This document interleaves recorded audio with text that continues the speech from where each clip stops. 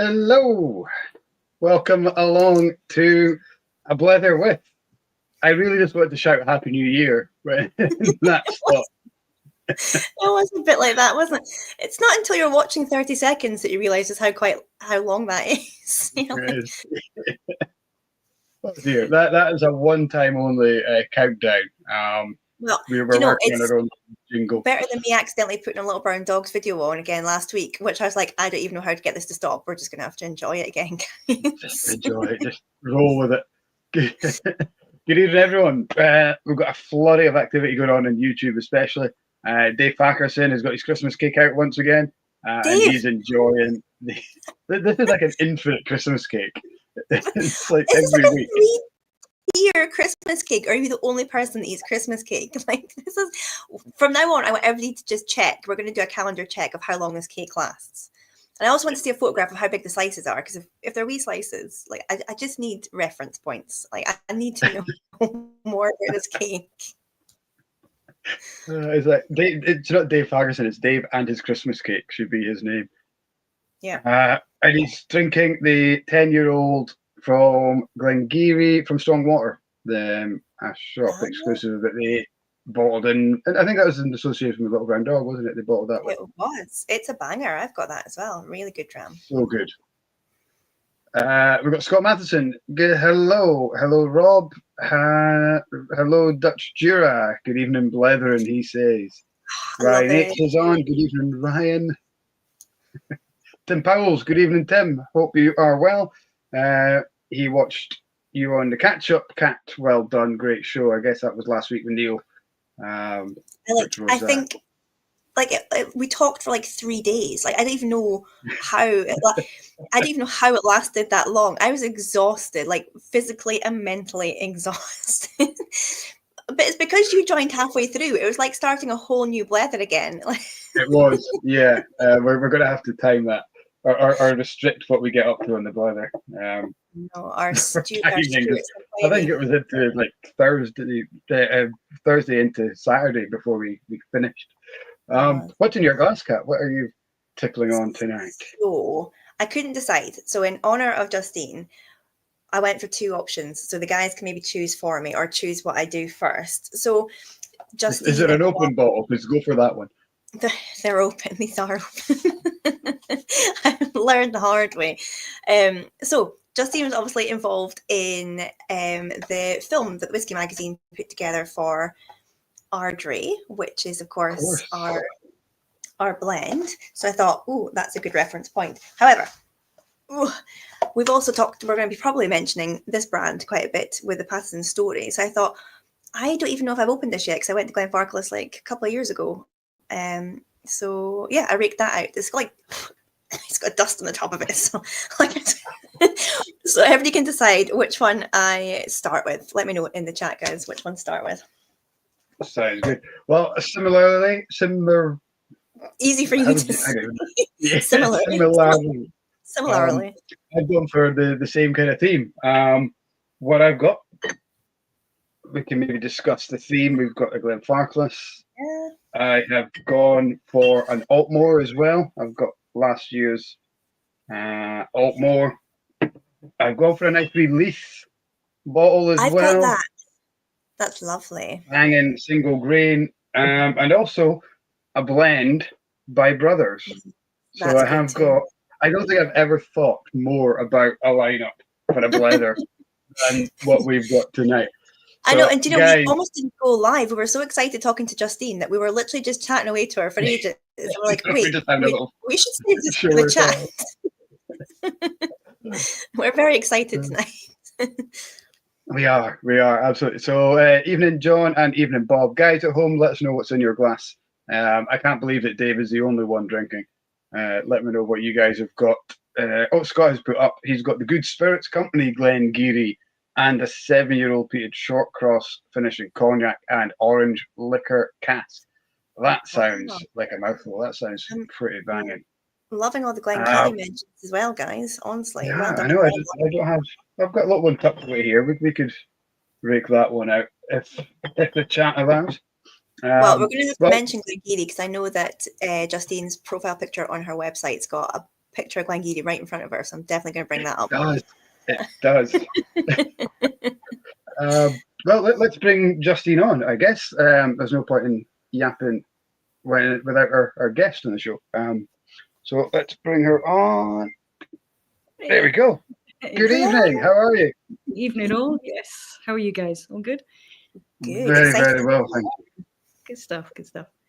So I think I might make the choice for you because that's what's in my glasses. Awesome.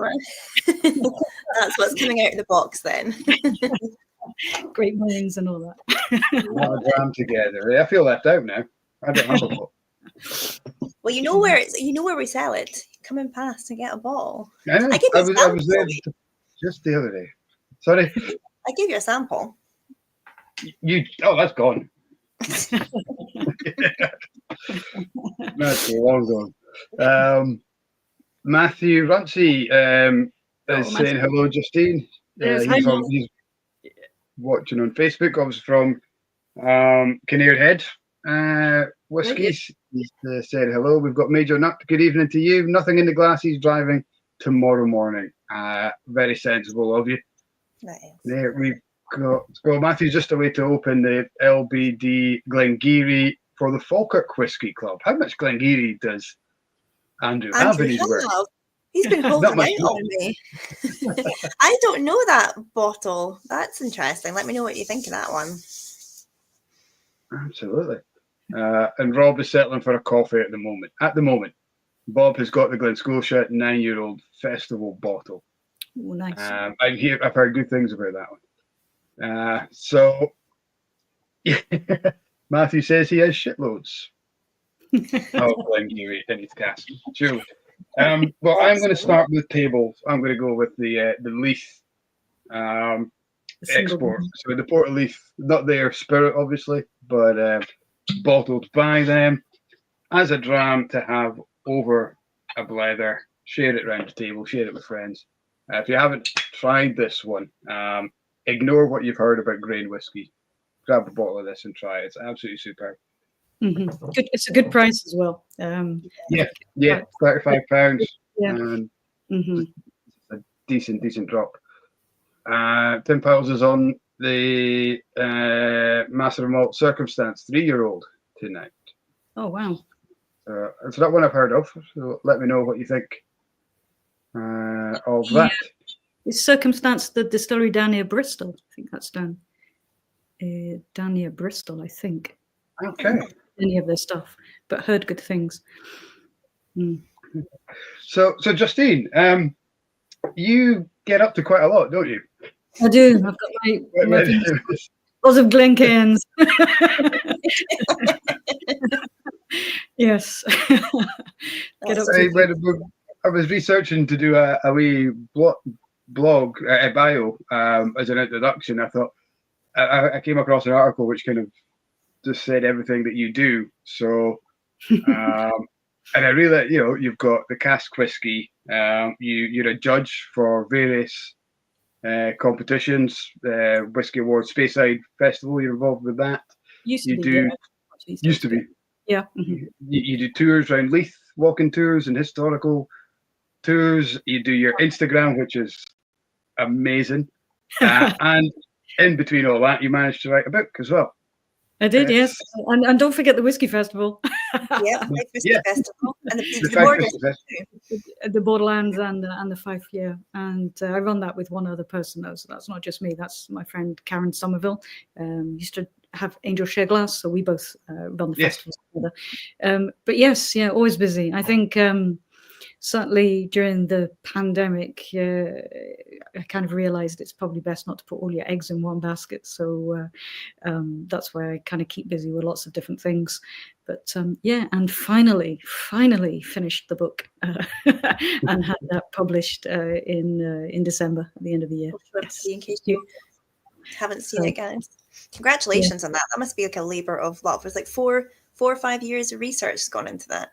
Yeah, I mean, not every day, but over the course of 4 years, just simply because when you're self-employed, you have to do the paid work first, and something like writing a book is very much a passion project, and the time that you put aside to write a book, obviously you're not earning anything, and unfortunately, I've still got a mortgage to pay and bills to pay, so the paid work always came first, and then when I had the opportunity to focus on the book, then I would. I had a lot of time during various different lockdowns, because there was nothing else to do apart from Zoom tastings in the evening, and I couldn't do any tours. We couldn't do the festival. We couldn't do anything in my business where people get together. So other than virtually, so I did spend a lot of time during lockdown doing a lot of research for the book, and then when businesses, things started to open up again,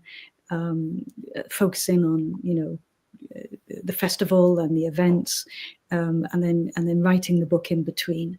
But then last year, after the Borderlands Whisky Festival, just took 6 weeks off from everything and just focused on getting the book. I thought, I'm getting it done this year. I'm getting it on the shelves this year. So yes, so it's all completed, and yeah, I'm it's a subject I'm super passionate about. So I'm so glad that I managed to finish the book and get it in people's hands. So yeah, all good stuff. It is amazing. We were just saying off air with you, like the sort of the parts of it that we would find so interesting, because as Mike said off air when we were just like literally chatting to you, but we all have like the snippets of knowledge about the Paterson, the whiskey crash, and like it's something in tastings that we all probably reference, but it's that thing of like it's just little snippets. Like you're like, what is the true story behind that? Like what's the sort of myth? What's the urban legend? What's the reality? Is that what kind of drew your focus of like maybe you'd heard the same thing and thought, actually, I want to know more about this? Like what drew you to the Patersons in particular? So back in 2017, I think was the first one. So I started the Leith Whiskey Trail. You both know Kate Watt, fantastic Kate Watt from Watt Whiskey. So yes. I had moved to Leith. I'd bought a flat.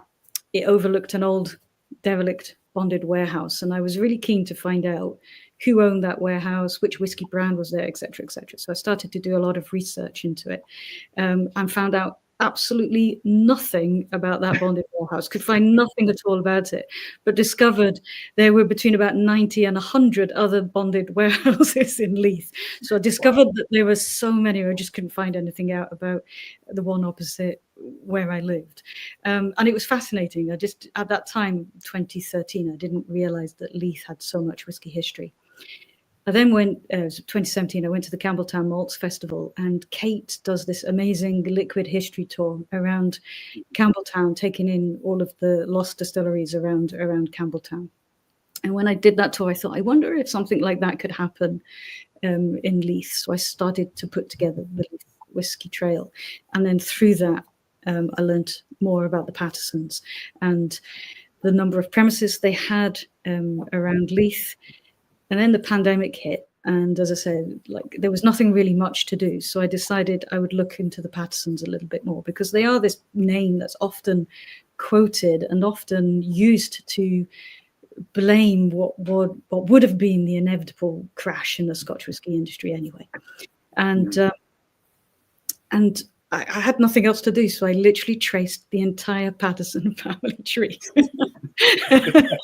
Yeah, shits and giggles, as you do. I love that. I don't know if you remember, years ago there was a program on daytime TV called Heir Hunters, where people who had died without leaving a will, no obvious relatives, and folk would trace their entire family trees to find the next of kin who would inherit the money. And I loved that program. So at the time I thought, oh, I could really be an heir hunter. This is great. So I traced the entire family tree and found Walter Paterson's great grandson, the only living relative. So wow. Just sent him a letter in snail mail, and he must have thought, what is this random nonsense? What's going on here? But kindly emailed me back. I left my email address in the letter, and he emailed me back. And then we arranged to meet up. And it was only when I went to visit him and his wife, and he brought out box of all the old family photos, etc., etc. So this is the first time that I'd seen real photos of what the Patersons really looked like, because before, you only had sketches in the newspapers. And I do feel sorry for them, actually, because if you were sketched like that, when you see when you actually see what they look like and you see what the sketches are like, you're like, oh my God, you had one job and you've done that.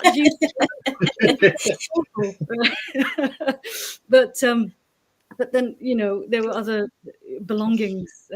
So Walter Patterson's wallet, he had his wallet, and a little sort of inscription from his wife, and then looking at other sort of family documents, and you know, Walter Patterson's comb, his moustache comb, and all of this, and so all of these things just.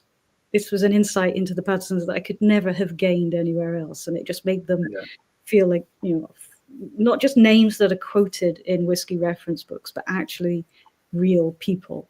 So I started to delve deeper into the other members of the family, and they each have their own story to tell. And you know, the book is, I think, about half the length that it was originally. I think I had to cut half of it out because although the stories about the other family members are just amazing, they're not really whiskey related, but they're you know, equally as fascinating. So as a family, extraordinary family. And so that's why when I decided to write the book, I thought this is a story and it needs to be written as a story, not as a whiskey reference book, not as a textbook, but as an actual story. But having said that, it is a work of non-fiction. Every single thing in the book is based on a newspaper report, a trial transcript, family documents, bankruptcy papers. You know, I've lost hours of my life in the National Archives, like happily. It's a lovely place. So it is a work of a non-fiction. Everything is based on sort of documented evidence. But I just genuinely wanted to tell it as a story, not as a whiskey book. But they all started with the Leith Whiskey Trail. That's how everything started, and then I guess what we as kind of whiskey enthusiasts, we kind of say, we always talk about the aftermath of the Patterson crash. It's like the whiskey lock and what happened because of it. But what we've got here is a full documentation of how it came about. It reminds me a little bit of David Distillery Tour when you talk about the malting. And then you're like, well, we don't do that anymore because it's not done in the floor. It's done in the factory somewhere else. And then we move on. And they never actually go into what does happen now. And it reminds me a little bit of that, where we just kind of brush over the actual happening and talk about the result. So it's great to kind of get into the nuts and bolts of it. And it's done in a way that somebody like me can understand it, who is not account orientated at all. In any kind of economic kind of degree. Me neither.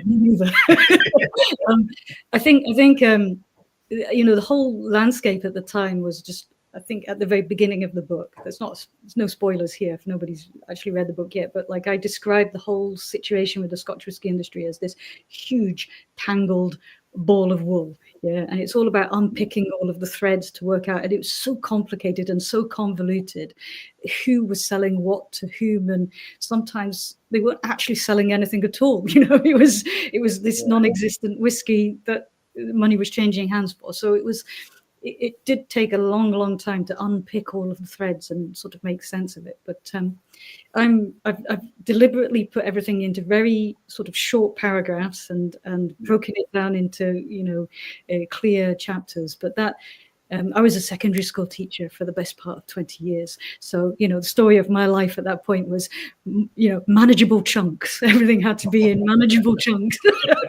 And I think, you know, I haven't quite got out of that. So I can imagine your office, where your study, just this big wall of like string webs and post-it notes. I can imagine that just being a minefield. It was at one point, but you know, I was thinking about this the other day, and I was thinking, when was the last time I actually wrote anything resembling, you know, a story? And I think I was probably in primary school when I last wrote a proper story. I don't even think I did it at secondary school, and so one of the things I did was when I don't know how to do something, I just buy a book and try and read out, like, how can I learn from this? And so I read a book about how to write a book. And it was a great book, and it taught you how to create something called a narrative arc. So on my wall in my office, I had this great big sheet of paper with this huge narrative arc with all the kind of plot points, on various different sections of the curve, and so I tried to get rid of all of the post-it notes and the bits of paper and just look at the narrative arc and just focus on each section at a time. So yeah, I mean, it's a huge story, in as much as, and this is probably not all of it, to be honest. The book is probably, there's still lots of elements probably still to find. But yeah, I enjoyed all of the research, absolutely loved it, and enjoyed the process of writing it as well. But yeah, hopefully. I mean, it might not be the book that people were expecting, but hopefully they enjoy it. So. It's great to have it, as you say, in a story, because it does just make it a little bit more manageable, because a lot of it is to do with finance. And like, I think a lot of that together, you sort of start to lose track of the people, and you start thinking about the finance. So like the way you've done it is like it's just really easy to kind of dip in and out of, but not lose track of what's going on. It just makes it. But I love the fact that you've chosen, like you've talked about the sisters and the women, because like quite often you look at sort of the story of distilleries and like the founding families, and it's the men you hear about, but like you're like, what about the women? I'm sure they were probably involved in the whole process. And I also love the fact that the women have got such amazing names, like Euphemia and like Gilchrist, like they're fantastic names. Yeah, Gilchrist was actually a name that was used for both the blokes and the women of the family, so that seemed to be an interchangeable, and this is again one of the things, especially of that period, and a lot of the members of the family have exactly the same name, so it does get very complicated. Elizabeth was a name that there was a lot of Elizabeths, wasn't there? Yeah, I think there were about 6 Elizabeths in total. I had to change it into pet names and shortened versions, just so that whoever was reading. It's so complicated. So obviously everyone knows that I work for Glengarry. Have a drink, everyone.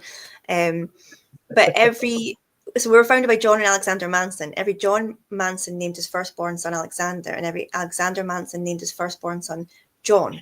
So for generations, like if you're trying to go back timeline, you're like John Alexander, it gets so confusing. Like when I was researching it to put together training stuff and scripts and stuff, I literally had to write it out on a wall with like little post-it notes of like trying to remember whose son was whose son, whose grandfather.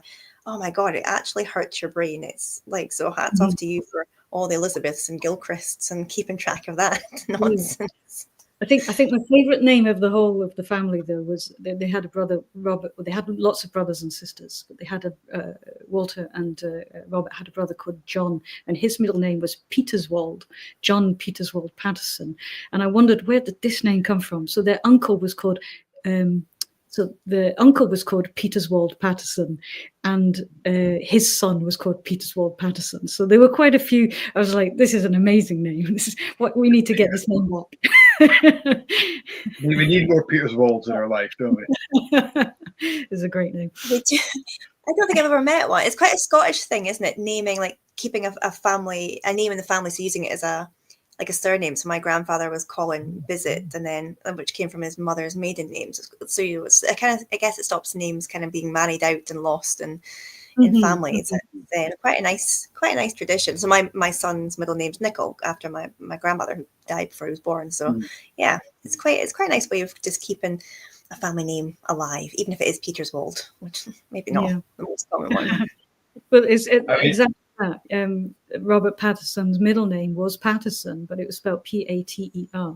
So Robert Patterson, which is where it gets super confusing, because his mother's surname was Patterson. So so it's exactly that, taking the mother's surname as a middle name. So yeah, interesting. Amazing, yeah. Proper labour of love, and like I love the fact you went with this sort of retro. One of my favourite things about sort of Alfred Barnard's book and like sort of that era is the advertising, the beautiful old like advertising campaigns and posters and kind of, I don't know, like just that kind of retro men moustaches and like sort of vintage bottlings. Love it. Huge shout out to a woman called Victoria Heath-Silk. So she is based in Fife, and she's the designer of this book cover, and she actually got the whole mood of the era and everything absolutely spot on. I absolutely loved it. The color, everything. It's just total sort of Victorian feel about it. So she's the one who's designed all of that. So all credit to her for that. I was trying to think if. And like I said, I've got up to 1899 in the book. And I came down after reading a bit of it, and my wife was sitting watching Poldark, which is kind of set in Cornwall, round about the same era. Completely. And I was wondering completely for the history, I'm sure, Mike, not for the really fit guy in it, but I'm sure it's all about the history. She's a history buff. She loves the story of the mines, and that's about as far as I got. She's all about the tin. That's about all I've thought of at the moment, or I know about Poldark. Is there's a guy and he walks in a barley field or something. Anyway, he writes I wondered if this is something. Tops. Yeah, that's all he does. But I was wondering if this is something that could be developed into a Netflix series or something like that. You know, looking at the families. If anybody wants to do that, fantastic. I can retire. Elder rights.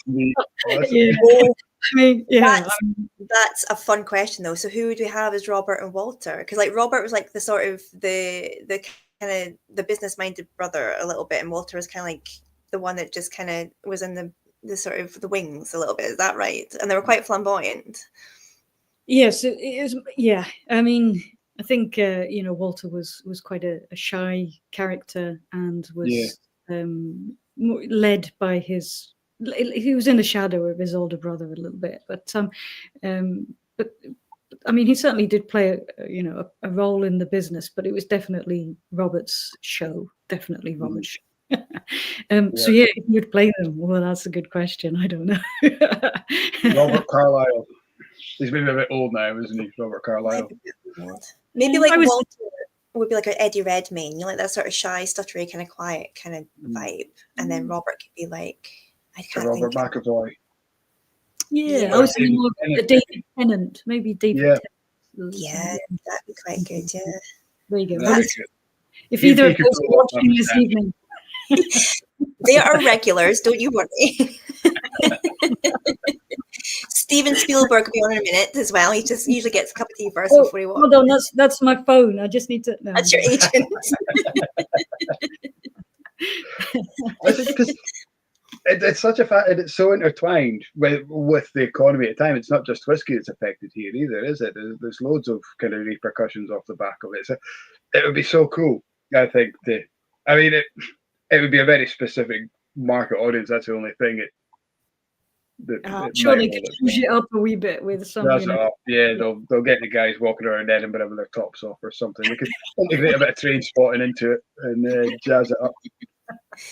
Yeah. But it does. I think that's you're not the first person to actually to say that to me. So I think what people can do, they can actually picture the story sort of in their head as they go through, and that's great, because I think that's how people should look at it, as opposed to, as you said earlier, just a reference in a Scotch whisky book, and not really delving too deeply into what happened and why. I mean, we haven't really got to the bottom of why, and I don't think we ever will. But it just seems so easy, didn't it, for Robert to do what he did? There was no accountability until obviously it all came out. But there's no internet banking, there's no telephones, there's no coins. I suppose it's all notes and stuff, isn't it? It just seemed very easy to walk down the bank with a check, and the trust was there to. And I think that's maybe the sort of cautionary tale is that it didn't feel like real money. And in fact, the sums became so staggeringly high that it was almost became sort of beyond reality. It was like, you know, it just didn't mean anything. So once you I always think it's a bit like, you know, when I was a student, you know, 11 billion years ago, when I was a student, taking out my first £10 of the overdraft, I was absolutely shitting myself. Like, oh my God, I'm £10 overdrawn. And then, of course, by the end of the academic year, it's like, oh, £10 is nothing. So it's always a bit like that. The first step is always a bit like, but then it gets to a certain stage where it just doesn't really mean much anymore. So, so I think that's how it evolved with the Pattersons. The sums were so staggeringly high that you know, in today's money, it would equate to millions of pounds, millions upon millions of pounds. So I kept looking back. It's one thing I did, and just to make sure that the figures were right, because £10 in 1898 would have been equivalent to £1,000 today. That's a rough, just to keep it easy in people's head. That's we have some kind of relative comparisons to make. It's just. It's fearsome. Like there was a lot of extravagance. If we're putting this into a Netflix series, you mean you have to touch on the whole urban legends. And I know you did a disclaimer at the end after Nick Morgan obviously printed a essay about the parrots. And for anyone that doesn't know on the chat, there's a really extravagant story about a crate full of parrots. In terms of advertising, you want to tell everybody that story, Justine, because it's an amazing story, which I love. Sure. And again, I was umming and ahhing whether to include that in the book, but I did find one newspaper article that referred to it, which is why I decided to keep it in the book. I'd actually just written that paragraph about the parrots, and then at last year's Fife Whisky Festival, Nick Morgan was our guest of honor, and I was sitting next to him at the dinner, and I said, Nick, I've written a whole paragraph about, you know, about the parrots. And then just as I'd finished it and was super pleased with it, I read your article. And I was like, oh, shit. So I keep the parrots in. I ummed and ahed, and I decided it wouldn't be a Patterson's book without a mention of the parrots. So you've got to. Yes, so it is one of these stories that, again, has probably been told so many times. But the newspaper reference that I found was that a boat had arrived in Leith with a cargo of 50 grey parrots, and somebody from Patterson's went down to the captain of the boat and said that they would take them off their hands. They would buy them off them if they were able to teach the parrots to say, buy Patterson's whiskey. And then it came back, and then a few days later went back to the boat. And then as they arrived, one of the parrots did say, buy Patterson's whiskey. So Patterson's then bought all 50 of the parrots. And because they wanted to make headway into sort of different markets, and Liverpool was one where they were trying very hard to, to establish themselves in the bars and the shops. They took the parrots down to Liverpool and placed them on counters in the various different pubs, etc., so that when customers walked in, that was the first thing they heard. The parrot would say, buy Patterson's whiskey. So that was kind of an extravagant, form of advertising, I guess, and one that's quoted quite often. I've only been able to find one newspaper reference to it, so I decided I would include it. But then I've also put the disclaimer at the back to link to Nick Morgan's. It blows the theory out the water that these parrots ever existed, but it's worth looking at both, I think, and making up your mind. I would love the parrots to have existed. If I walked into a pub and a parrot told me to buy whiskey, I'd be like, yeah, all right, well, do you want one? You wouldn't argue with a parrot, would you? A talking parrot. I just love the idea of this captain sitting in the boat with these parrots lined up like a choir, and he's got a little conductor stick, and he's trying to get them all to sing this song. I just think it'd be amazing. Plus, also getting them to say Patterson and not Patterson as well, because I hate the mispronunciations. You're like, no, again, boys in the top, Patterson. Enunciate, parrot. Oh dear. But it's a fabulous story, and they had lots of extravagant forms of advertising, and then that was one of the major problems of the business, the extortionate sums of money that they were spending on advertising. But yeah, interest. Yeah, I love the parrot story. I think it's great, but It's how much amazing. truth is really in there? No, Yeah. it's a surprise that nobody's actually used that in a type of branding for like a new blend, because like that is such a fantastic story. They got like the whole monkey shoulder thing, and like there's some really cool kind of like quirky urban legends out there. Like surely somebody's going to pick that up and like release the, I don't know, the Grey Parrot Patterson blend or something. That would be actually, maybe I'm just going to do it. That's amazing. Me and you, Justine, should go into business. Fantastic. I'll get the domain name tomorrow. Okay, I'll just Awesome. Do it quick for any of these buggers listening. Go and do it. That would be amazing.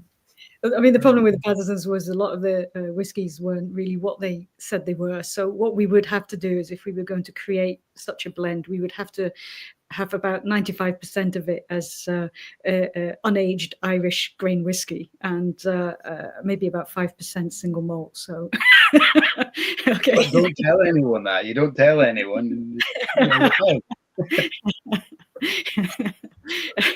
Yeah. When people buy it, they realise it never existed in the first place, so they get nothing for it. Thankfully, there are lots more rules in place now, so that folk can't get away with such shenanigans. But yeah, back in the day, there was quite a lot of dodgy dealings taking place. What I also love about the book is all the references to the Sanderson family, because of course they were once Glengarry owners. I don't want to keep mentioning Glengarry, but we all know it. I will. But it's, I didn't want, so like reading the book, I just think it's great. Like it's fun to see these recognizable brands being traded between these big Leith blenders, and it's still brands that we have today, like Glenfarclas and things, and see like, you know, like 100, 200 years ago, like these were still kind of, these commodities being traded around. It's just kind of cool. But yeah, there's so many influential like Leith, like big name families that kind of establish themselves as blenders and brokers and traders and things. And what's absolutely fascinating as well, it's all about the people, isn't it? When we talk about whiskey, I mean, we wouldn't be talking about this if whiskey wasn't an enjoyable drink in its own right. Yeah, I mean, it is an excellent product, and then because of that, we look into things in more depth. And so we look at, you know, sort of the science behind it, the production methods, etc., the history, and then the people as well. And so you mentioned William Sanderson, the Sandersons. So the Sandersons were linked to the Pattersons, not just as business associates, but also as close friends. So William Mark Sanderson was a very close friend of Walter Patterson. So I talk about that in the book. Then there were other, as you say, big names in Leith. So John Crabby is a huge name. And then Charles McKinley, big name in Leith, one of the most famous Leith blenders. And actually Charles McKinley, the original, this is what we were saying earlier about the same names being used over and over again. So the original Charles McKinley, his grandson, I believe, married Edith Crabby. So people weren't just associated within business circles, they were associated sort of acquaintances and social circles as well in Leith. And I always find that fascinating. Sanderson's a huge name in Leith, massive name in Leith. So obviously VAT 69, one of my favourites. If you can get the VAT 69 from the 1960s, it's absolutely early 70s. It's absolutely delightful. But during the pandemic, obviously there was so much information online. There were tastings here, there, and everywhere, and the Scotch whisky industry was amazingly good at sort of moving online very quickly, very, very effectively. And so the wealth of education, the wealth of knowledge, the wealth of information that was then, you know, sort of beamed to people directly from the laptops, and they kind of realized that with these old blends that they contain a lot of sort of components from what are now lost distilleries. And so whereas, you know, Glenesk would have been a component of, you know, old style VAT 69, and so, you know, people struggle maybe to afford to buy these single malts from lost distilleries simply because they're not that affordable. So these old blends were kind of a way of being able to taste this whiskey from yesteryear. So VAT 69 from the 1960s and the early 70s is just absolutely phenomenal. It really is. It's great stuff. So I've been lucky enough to try it. We've got an empty old bottle at work, but yeah, it's long been hoofed, so I'll need to look out for it. If you see the old VAT, tips, yeah, the old VAT 69 bottles, so the sort of dumpy Benedictine bottles with the wax seal and the ribbon, and they'll have, in the 60s, they'll have Leith on the label. And then Sanderson's, because of various different sort of acquisitions, it's taken over by DCL. And then they moved out to South Queensferry in sort of 1969, 1970. And so after that, you still see, you see South Queensferry on the label, and the shape of the bottle kind of changes. The liquid is still fantastic, but yeah, from the 60s, it's just fantastic. Old school sherry. Oh, it's just beautiful stuff. Beautiful stuff. I know what we always see you on your stories. You're either finding amazing little either miniatures or bottles of sort of vintage blends, or raking around graveyards, which I want to get to talk to you about soon, because I love graveyards. Oh, do you? I love it. But where do you find all of these like vintage bottles from? Is it just like auctions and stuff, or just like mates and things? It's a bit of everything actually, but so the miniatures, I mean, the world of the miniature collector, I think that, I mean, the miniature collector is a different species, isn't, I think, to everybody else. But again, during lockdown, I wanted to create content. I wanted to do something about these old school whiskies, and there's no way that I could have afforded to buy, all of these bottles, like full-size bottles. So I tended to just look on local, smaller auctions, and I used to buy boxes of miniatures just blind. I didn't even know what was in them. And I'd pay maybe 20, 30 quid and then go and pick them up and have a look. And I must admit, there was a lot of shite in them. It's like, that kind of yellow bile coloured spirit, Galliano, is it? Do you know what I mean? With a long bottle.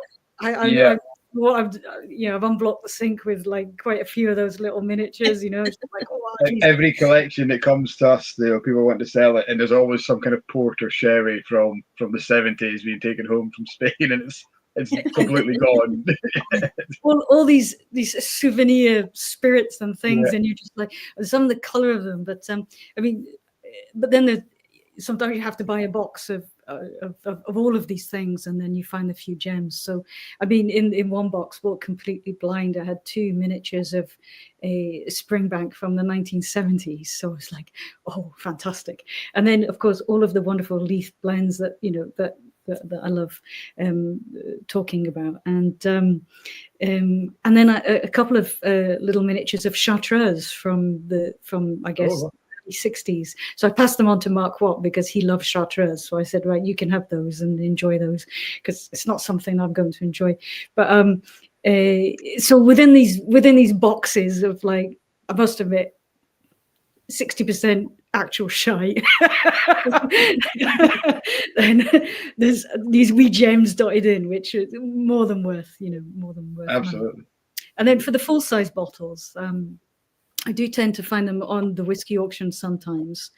I did go through a stage where I was getting a bit fed up with the whiskey auctions, to be honest, because the auction would finish maybe, I don't know, 9 o'clock in the evening, and then some random would bet on a Glenlivet Founders Reserve or something and extend the entire auction by, another 10 minutes. And I'd be like, and then it would be midnight, and I'd be like, come on, I need this. So then I moved to local auctions, and just, this is going to sound awful, but I kind of target what I call God's waiting rooms, right?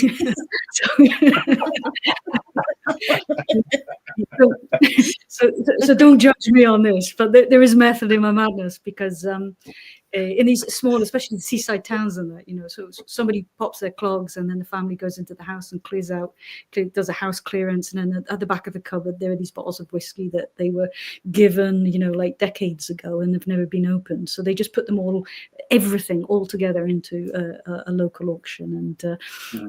And it is difficult to find bargains now because everything's online and everybody has knowledge and information. But few little auction houses where you have to physically be there in some little industrial unit in the back and beyond, and you've got all the blokes outside there with smoking their wee rollies, and then they go in and start bidding, and I'm usually the only woman there, and then they're all looking at me. But and I do find these full-size bottles there, and there's not too much competition, so I do tend to do that a wee bit, and and I just try and find something a little bit unusual. But now, I think the secondary market, the auctions, everything seems to have sort of plateaued a wee bit. When I'm looking at the prices, things have suddenly sort of come down a wee bit. So the stuff that people are bidding on will always hold its price, your Macallans and all of that. But that's not what I'm going for. So it's really come down, hasn't it? That range of resellability, that upmarket brands, and your old school blends and stuff. People are kind of leaving to the bottom of the pile, and makes it a lot more affordable. I mean, back in say 2017 when I started the Leith Whisky Trail, I could get 1960s VAT 69 for maybe about 30 quid, possibly 40 at a push, and then after the pandemic, when I was trying to source bottles for the tours, we could be looking at about 120 for some of those. So that was a huge jump for these old blends. But I wouldn't say it's gone.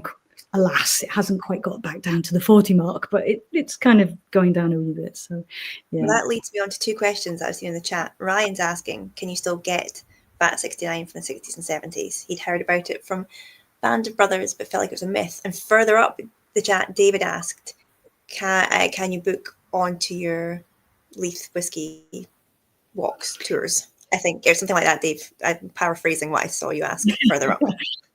So VAT 69. So VAT 69 is still available to purchase, but not in the UK. So you can still buy VAT 69. I know people who go on holiday to Spain and Portugal on all inclusives, and that's what you get poured, like by the beaker, like literally, a beaker of VAT 69, please. So it goes back to the 1980s when we had the big drop, the downturn in the demand for Scotch whisky, and I guess with Distillers Company Limited, which is obviously the precursor to today's Diageo, owning so many brands and having such a huge share of the market, then all of their brands were competing for the same shelf space. So you had to sort of decide which markets each of these brands performed better in. And so VAT 69, I think Spain, Portugal, South America, and America as well. I think it was quite big with had military connections. I've never seen Band of Brothers, but so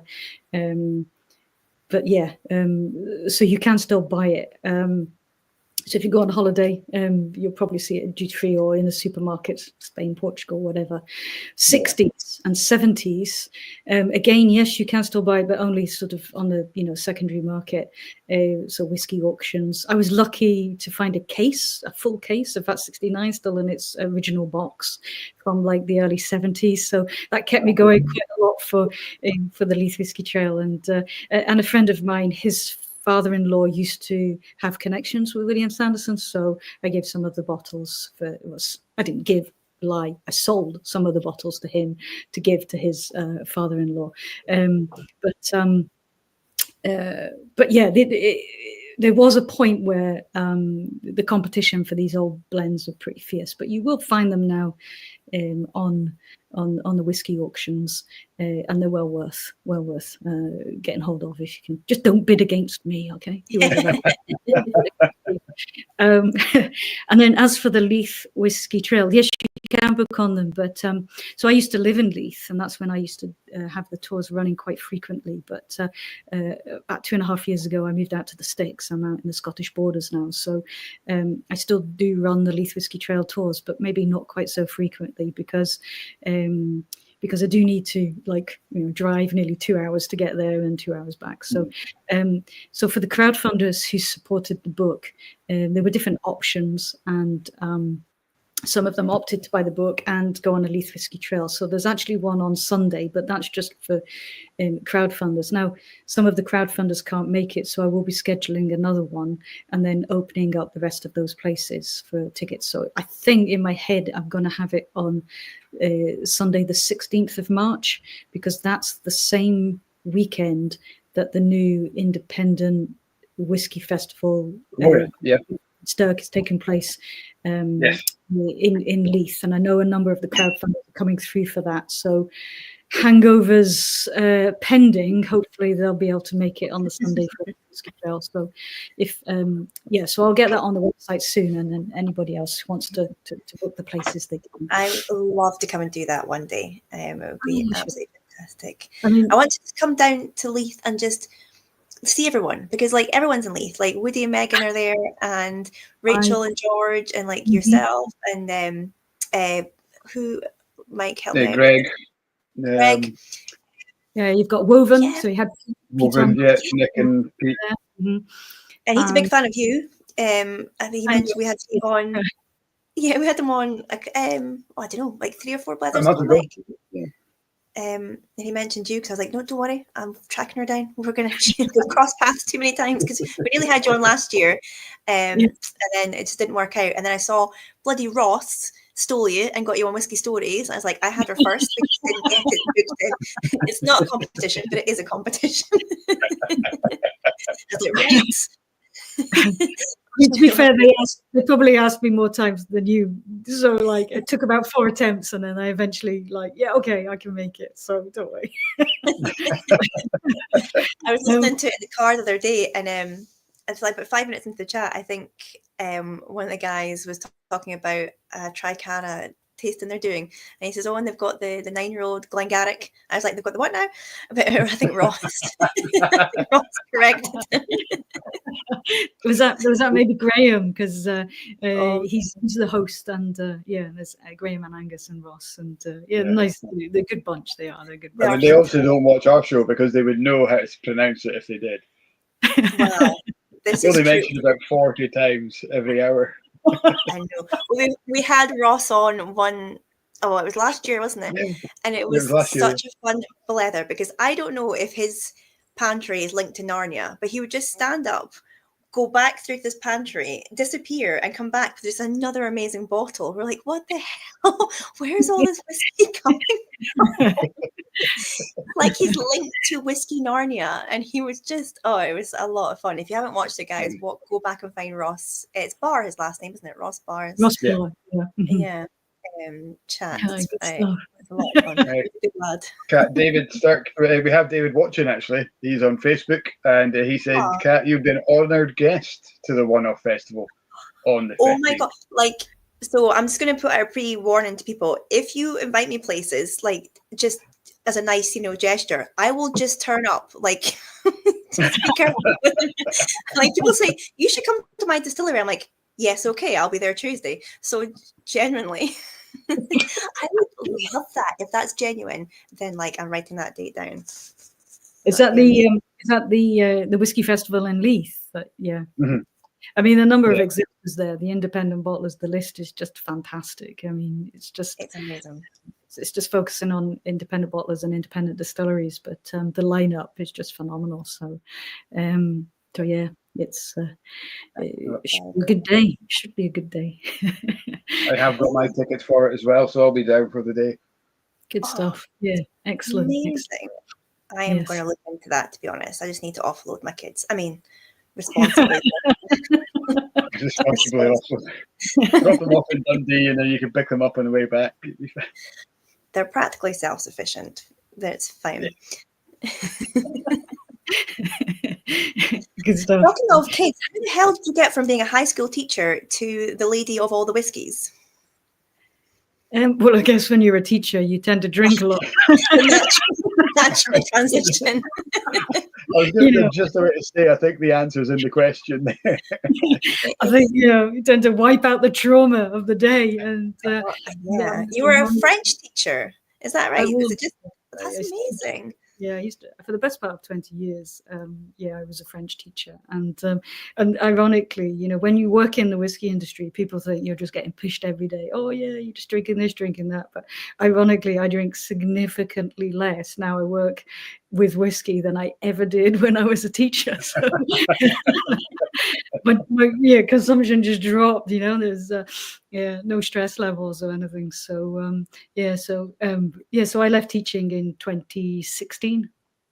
And didn't really have much money in the bank, but just knew that I didn't want to do it for another 20 years. So it was like, you have to make a decision now, or either you stick with it and just ride this out and get your lovely pension, or you do something far more enjoyable. And life's really a bit too short to be waking up every Monday morning, like every Sunday when that dark cloud of doom descends. It was a bit like, I'll just have another dram.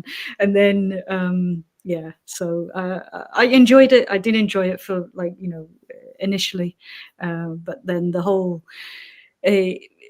education teaching role, just the whole job changed to something that wasn't really what I signed up for, and wasn't really recognizable from when I started. So I thought, we've all been to school, and we've all had those teachers who are as miserable as sin and don't want to be there. And I thought, no, I don't want to be that teacher. I need just to leave.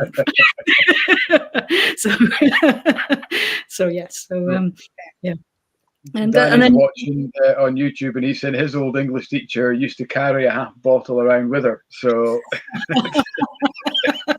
it was obviously a tricky school she was in to get her through the day. What did you do to her, Danny? What did you do? But no, I did actually. I had a bit of saving in the bank, but I was trying to get the businesses off the ground, and I used to have to supplement my income with doing a bit of supply teaching, and I would always go in and do some supply teaching with the mindset that if I don't make these businesses work, I have to come back and do this. So every so often it was this reminder to put our sense of gear and make these businesses work. So I mean, I still use your French. Do you do I suppose you've got French guests on your walking tours and stuff. Do you ever kind of just pop back into French? Yeah, I mean, when I first left teaching, I used to work with a company to host whiskey tastings.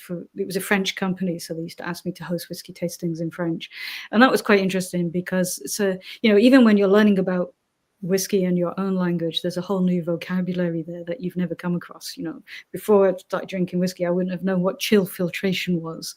So then trying to find these words and phrases in French as well. So that was interesting, learning how to explain all of that in another language. But I must admit, it's a question of, if you don't use it, you lose it. That's how it works with language. I do watch French news every single day, but I don't get the opportunity to speak. So I'm probably at the point now where I can understand significantly more than I can actually express. But when you get going, it all comes back to you. But I just don't have the opportunities as often these days. But yeah. It's a beautiful language.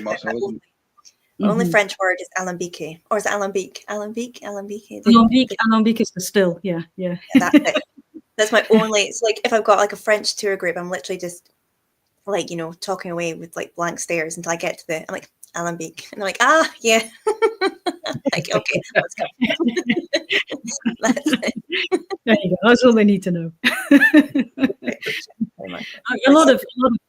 A lot of the phrases, are English anyway in whiskey, so you can probably, it's probably just new vocabulary in either language. So just point at something and say the word and they'll know what it is. So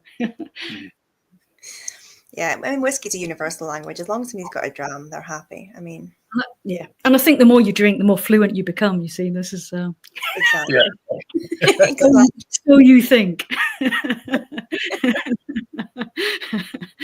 But I mean, I wish I had more opportunities to speak French, and but I mean, I can do basic, the tours in French. I can do tastings in French. That vocabulary has stuck, but I just don't get the opportunity quite as often as I'd like. Yeah. It's amazing. I would really admire people that can just nip in and out of 2 different languages or multiple languages. I think it's such a fantastic skill, and I think it's something we don't teach the kids or promote enough in schools. Mhm. And my kids are terrible for it. They don't enjoy learning languages. But I think it's because like primary school, maybe one teacher will have a little bit of German, so they'll dip into German for a bit, and then they'll move into a different class. They'll go up to P7, and then that teacher's got a little bit of Spanish, so they'll do like a little bit of Spanish. And then go up to secondary school, and like, okay, choose a subject, French or German. Like, oh, I don't know, my mate's in French, so I'll do French. So that there's never, I don't think there's enough consistency, and it's not really. Yeah, I don't think we're early enough because No. we missed that sponge stage, don't we? Where they're absorbing everything. I think it should be certainly an introduction to language in primary school. Absolutely. When they're learning so much. Because emotionally, what you teach people in a foreign language in secondary school is things like colors and numbers, and it's not emotionally very challenging for a teenager. So if they did that earlier on, when it's that kind of, at primary school, then by the time they get to secondary school, they're learning about things they're actually interested in. So it is about starting earlier and tapping into that. But that's that's a whole new topic. Don't get me started on teaching. You're literally at the end of learning French or German at school, you can literally say that your favorite color is red, that you're 15 years old, and on Friday you're going to go to the discotheque. Other than that, like, you don't really learn much else, to be honest. But you know what's in your pencil case, remember. What's in your pencil case? You know what's in your pencil case at the end of the quiz. You can say in French, un bic, I suppose. Crocodile. The other ones I can remember are the really obvious ones. Un paquet de chewing gum. This is what you learn in French, or that's what I remembered in French. Yeah, not the most emotionally challenging topics for teachers. So this is where we need to. But anyway, that's me on my high horse. So I'll come off. I think I like you onto that horse, to be honest. I think that was my fault there. But I mean, I did really enjoy teaching whilst I was in the initial stages, and then towards the end I was like, I need to do something else. And a couple of friends of mine, I didn't know what I was going to do. I knew I wanted to leave teaching, but I had no idea what I was going to do. And they were like, oh, well, you love whiskey, why don't you try and do something to do with whiskey? So some good friends of mine who live in Fife, they organised a family kind of get together so that I could try out and host my very first whiskey tasting with sort of friendly faces. So I did that. I did that at the house, and it seemed to go very well. So I thought, okay, right, let's try and make the most of this. So so that's kind of how it all started. Whiskey and cheese in Dunfermline. It doesn't sound like it gets much better than that. I'm talking about Glengarry because I know you haven't mentioned it that often, Kat. So I'll just Glengarry Founders Reserve and an aged Conte is the pairing from heaven. It's absolutely amazing. The cheese and whiskey pairing from heaven. It's absolutely the best. So I would. Love it. We do go well with cheese. We seem to work well with cheese, but it's a rare pair. Well, but you can book into that. Nicely done. Thank you very much. Because when I was researching you, I saw your picture on your Kask website, and I was like, that's a bottle of Glengarry. It's a 1999 red wine matured Glengarry that you've got sat in front of you on your website. So that might tell you how long ago that photo was taken. I always say that photo was taken 10 kilos ago, so we'll just leave it at that. So it was a good while ago, and that was the red wine cask, and I bought that at the distillery. It must have been, I think maybe 2015, something like that. It was a good while ago, good while ago, So that particular photo was taken in a small place in the centre of Edinburgh. So a friend had a kind of creative sort of studio place, and then they had a small room, which is where I used to host the tastings. And somebody from one of the newspapers wanted to take a photo for an article they were writing about women in whiskey, or something. I can't remember what the article was about. And I'm not very good at having my photo taken and stuff, so I took all the bottles down there and used that as the place. And then afterwards, I was like, oh, thank God that's over. I think we had about half a bottle, whatever the amount in that bottle was, that's how much was in there. And then I just stayed chatting to Jenny, who owned the studio space, and I think we finished that bottle.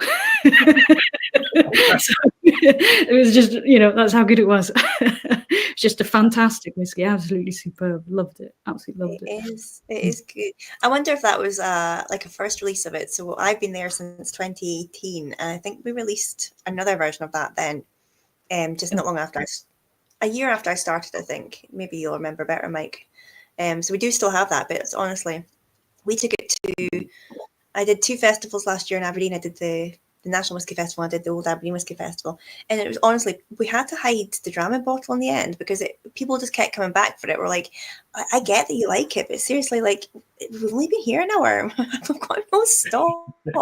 It's a really, really good whiskey. I think it's one of Tony's favourite as well, Mike, isn't it? She really likes that one too.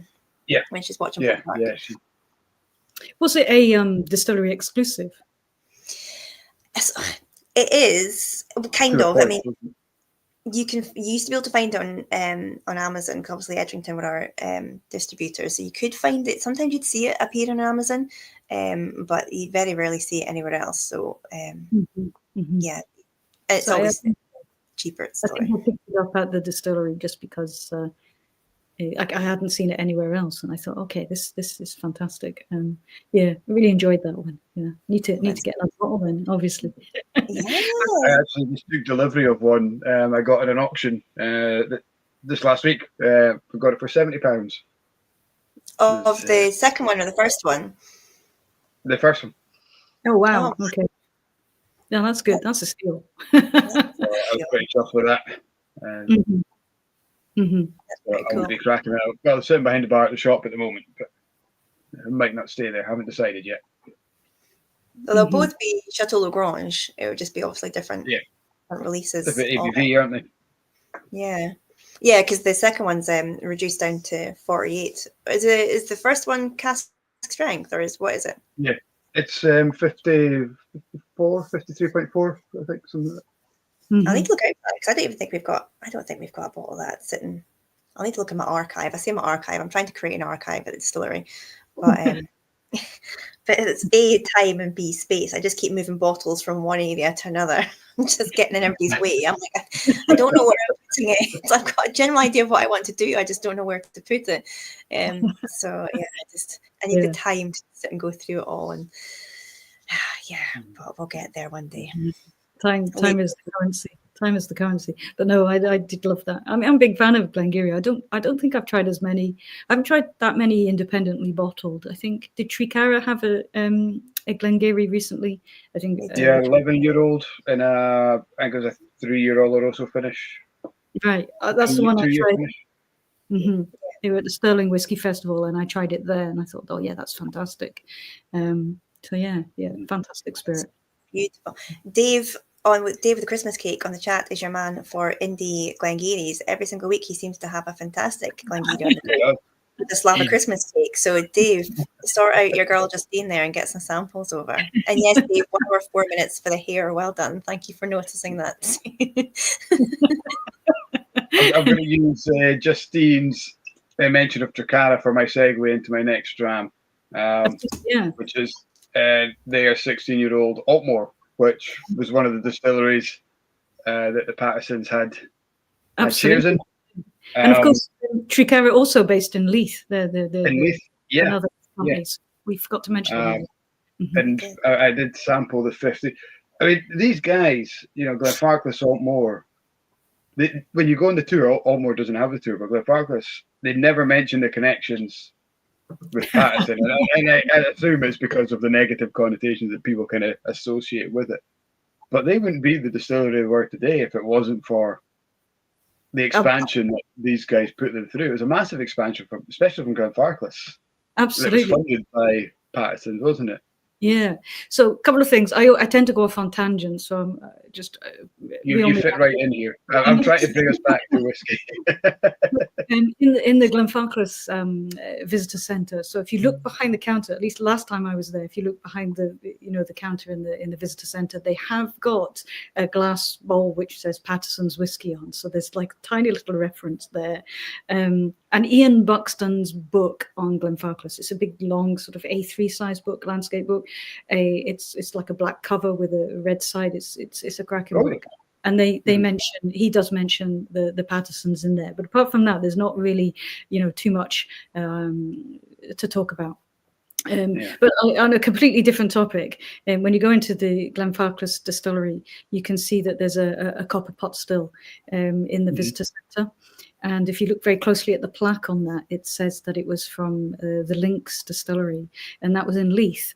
So that was on the street where I lived when I lived on Mitchell Street, and it used to belong to a company called Melrose Drover, who had the rights to bottle Glenfarclas in their blended whiskies, and actually used to blend Hanky Bannister. That's where they used to bottle Hanky Bannister when it was based in Leith, and that distillery closed in late 1920s, and that still is actually a rectifying still, because they also made gin there. The Melrose Drover also had a gin, and so where that still went from like the late 1920s until the 1970s, when it sort of resurfaced at Glenfarclas, who knows. But so there's another sort of Leith connection between Glenfarclas and Melrose Drover and Hanky Bannister through that still.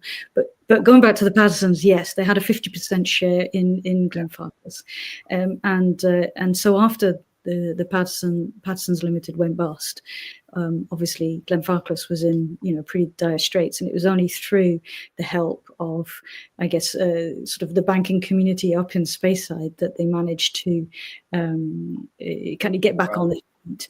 And I think Ian Buxton sort of mentions in his book that after all of that, and they got back on the feet, and Glenfarclas started production again. That is why it's always been staunchly independent, because they never wanted a sort of repetition of the same issues that they had after the Pattersons. So it's interesting. But the Pattersons did have a 50% share. They were huge customers of Glenfarclas Distillery before they took on the 50% share. So it seemed the most logical next move for them. So part owners, and Altmore and Oban distilleries, they had companies with others, and so at that time the big blending companies were the Pattersons weren't unique in this. There were the big names were all either buying, acquiring, or constructing distilleries for the sole purpose really of securing spirit for their own blends. So it's slightly different to today's landscape, and not people are talking about the sheer number of new distilleries that are cropping up, but they're designed to produce single malt for those distilleries and those companies that are fairly independent and small. Whereas in the 1890s, all of these distilleries were cropping up simply to secure spirit for their big name blends, and to make sure that they had the supplies. And that's what the Pattersons did. That's why they ended up with Oban and Altmore and Glenfarclas, and then with a whole bunch of companies, including names like Teacher and Walker, and a whole bunch of people. They built a huge grain distillery in Greenock called Ardgowan. So not linked to the new Ardgowan distillery that's being built. So that's a completely sort of different concept, but huge grain facility there, in the hope that they would be able to secure cheaper grain spirit again for their blends. So the Pattersons had lots of fingers. They had shares in like Ben Rinnes, and they had their fingers in lots of pies, and beer as well. They had a brewery, which was probably the only profitable part of the business. I guess a lot of that was sparked by the the race to get into France, wasn't it? To get the after the phylloxera kind of beetle, they wanted to get their liquid into France. And I was going to ask when you were talking about speaking French and that, if you found a connection there, because Scotch is still massive. Certainly blended Scotch in France is, I think, they're our biggest importer of blends certainly in Europe. Do you get a lot of French people coming over looking at that kind of area of Leith where the blends were mostly kind of located? Not really, to be honest. I mean, maybe the people to ask are the guys at the Port of Leith distillery, because they'll have a better number of visitor numbers. My tours are very tiny, and to be fair, it's really quite niche. So you have to be a complete whiskey geek to come on my tours. I remember the very first ones I did in 2017. The very first tour. I mean, I'd only have about 12 people on the tour, maybe 14 at a push, and I think I targeted it to the wrong people, because as they were on the tour, and I was really getting into the nitty gritty of things. And somebody said, "Excuse me, can I ask you a question?" I was like, "Yeah, of course." And they were like, "What's barley?" I was like, right, shit, pitched this wrong. So then on the Sunday, I had another 12 people booked on the tour. I was expecting more or less the same thing. So I'd kind of gone home that evening and sort of rejigged the spiel and how I was going to talk about this and how I was going to talk about that. And then we had 4 lads who were doing the brewing and distilling masters at Harriet Watt, and then had 2 people, Kelly and Rob Carpenter, who were building Holyrood Distillery. So you couldn't have had two different tours. For the main part, it's the second group of people that I tend to get on the Leith Whisky Trail. People who already have quite an in-depth knowledge of whiskey production, and are more sort of geeking out about the history of it, as opposed to the fact that they're blended whiskies. So yeah, I mean, I'll be honest that if apart from Scottish folk, British folk, most people I get are Germans or Scandinavians. They seem to be really, really into the sort of whiskey career, for my part, anyway. Mm-hmm. I'm going to be 2 seconds. I've just realised I've plugged my charger in, but not turned it on the wall, and I'm going to turn it on the wall. You're just going to see me bending over like a duck trying to fish in a pond. So I'm going to my camera off while I do that. 2 seconds. I love the professionalism of the Blether at times. Oh no, it's great. You don't want it to be too slick. People won't enjoy that. No, people will think it's scripted if we don't have the odd blip going on. But no, I mean, Leith is fascinating, isn't it? It's kind of really got a shot in the arm recently, kind of more driven by independent bottlers than kind of what it was famous for, the blenders. But I think kind of Krabbies are kind of up and running again, aren't they? You are looking at some of the old names coming back. Yeah, so Bonington Distillery, which is Bonington Distillery, they started production in March 2020, just before lockdown, I think, either just before or just after, I can't remember. But they started production then. So we've had quite a few of their releases. They've kind of done some independently released stuff, haven't they? They under the Krabby name. There's also a whiskey in the supermarkets, which a lot of people were talking about on social media, and then I spotted it myself in Morrison's. It's only £22. I don't know if you have it at the whiskey shop. It's probably not one that you stock, but it's called Johnny Cree, and that's from Bonington Distillery. It'll only be it'll be young and a bit lively, it'll be about 3 years, but it'll be a taste of whiskey from Bonington, I guess. And some of their original, their first releases were from the Chain Pier Distillery, which isn't quite Leith really, it's sort of New Haven, and that distillery doesn't exist anymore. So that was originally an experimental distillery in Leith. in New Haven, whilst the bigger distillery, the main distillery, was being built. But they had a few setbacks. I remember talking to David Brown, who was in charge of the project at that point, and he said that the excavation work prior to construction, they'd found bones. So when you find bones, apparently it does sort of set things back quite a lot. But thankfully, the bones it was just a cow or something, I say just a cow. I mean, if there's any sort of Buddhists out there or whatever, but like it was just a cow. It wasn't human. It wasn't human remains. So then they could get back on track a wee bit quicker. At least that's what he told me anyway. So the experimental sort of distillery down at Chain Pier in New Haven kind of went going for a little bit longer, I guess, than was originally intended. And so the very first release of Crabbees was the Chain Pier. So that's a kind of very short-lived, distillery. So I guess it's kind of a lost distillery now. But it was only operational, I think, for a very short period of time. So that was their very first release. And I think there were only something like 32 casks that they actually produced at there. So that was the first release, and then subsequently there've been a number of releases from Bonington Distillery. So yeah, they're doing good things. And look, I've managed to try a few on a few cask samples, and it's great stuff. So I came back in time to hear bone chat. When you feel like you've bailed out at the wrong moment, when it's your thing. Bone chat. That's a Facebook group if ever you read one, isn't it? When I heard it was a cow and not a person, I'm like, I've just missed my chat there.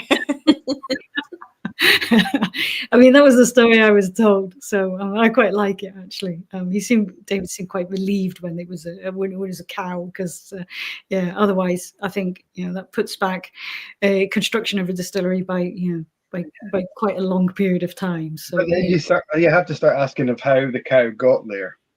And why was there only one cow? Was it like an ugly duckling cow that just kind of went off wandering? And so do you know, quite often, when we lived, you mentioned during the borders, Justine, I was going to ask you where you lived, and then I was probably going to say I used to live there, because it seems to be I say that every single week. But peat bogs and stuff, quite often, sheep or cows, when you're starting to gather in from some of the away ground and you're getting them back, and the odd one goes missing, because they've literally just wandered off into a bog, got stuck, and then just kind of disappeared to the realms of time. So you never know. Could have poor cow could have just got swallowed up in a bog. So that area of land, I mean, so the original Bonington distillery was just round the corner. That was owned by Hague's. That was originally a distillery with a column still, and then because I don't get out much. I mean, now I live in the Borders, I genuinely don't get out very often. But even in Leith, I didn't get out that much, to be honest. And I'd spend hours looking at old maps and things like that. So from the 1700s, that was all fields, that was all land. So maybe there are a few cows on there. I don't know. Maybe it's 300-year-old cow, something. Amazing. Whereabouts in the Borders are you? So I'm in Jedburgh. They're all going to come and visit. Yeah. Okay. Well, it's a very small place, so if you do come, you'll probably bump into me. It's a tiny, tiny town. But yeah, I'm in Jedburgh, which is exciting in its own right, because we've got the new distillery being built just down the road by Mossburn Distillers. Of course. I think it's going to be called the Jed Forest or Jedheart Distillery, I think is what it's going to be called. And then there's a new distillery being built just south of Melrose, a big grain facility being built there, a tiny small sort of farm distillery on the way to Kelso. There'll be another one there. Obviously we've got the Borders distillery in Hoyk, so that's waiting for their first single malt release. Just trying to think, and the Reivers distillery at Treebank. So there's lots of wee distilleries in the Borders that I think are either operational or soon to be constructed that maybe people aren't aware of. So yeah, I quite like the idea of having a distillery just 10 minutes down the road. It's always nice. It's very cool. And it's there's these new little pockets of whiskey tourism springing up, with these new distilleries, areas that maybe you wouldn't have gone to before because it was whiskey related, or will now be this sort of little wee kind of draw for people to explore new distilleries, which is It's quite cool, to be honest. Mm-hmm. We're almost spoiled for choice now. I think somebody's been on your whiskey tour. I don't know how to pronounce your little, like your YouTube name, but they said that your whiskey tour is great. They can confirm. So you've got a fan who's attended your tour before. Oh, fantastic! Okay, I can't see who the name is, but have I bored Mike? Has he had enough? Has he just disappeared? I think so it's usually me. Usually my internet dies at about 8 o'clock and I drop offline. But Mike has literally just disappeared. So I think he's just dropped off. He's died. But I think he's dropped offline. So okay, as long as I haven't bored him. And he's like, all. I've had enough, I'm out of here. Not at all. I think it's probably a technical issue. It's usually him or me, to be honest. I don't know. It's just internet. It's not great. But now that he's gone, we can talk about graveyards. Well, okay, yeah, graveyards. I love graveyards. I'm a big fan of just looking, doing the research, finding out who's buried where, and then turning up and just leave them. It's just great. So you and me both. So my kids, they get so fed up of me because I'll be like, look at that, there's a graveyard, let's go and see if we can find the oldest stone. They're like, that's not a fun game, Mom. I'm like, no, it is.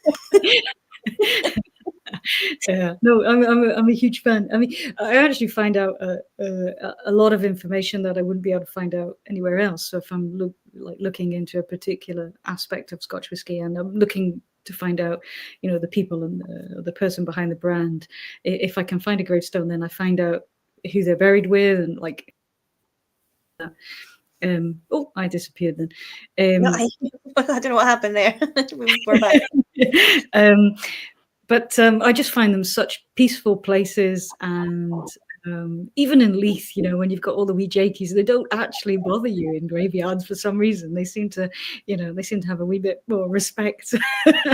So I tend to hang out quite a lot, doing a lot of research and finding just something fascinating about finding the gravestones of the the key figures of the Scotch whisky industry. So because you don't know what you're going to find. So during lockdown, I lived out in the countryside at a farm up here in Aberdeenshire, and we just took to like cycling a little bit further every single day, like because obviously homeschooling was just like horrific.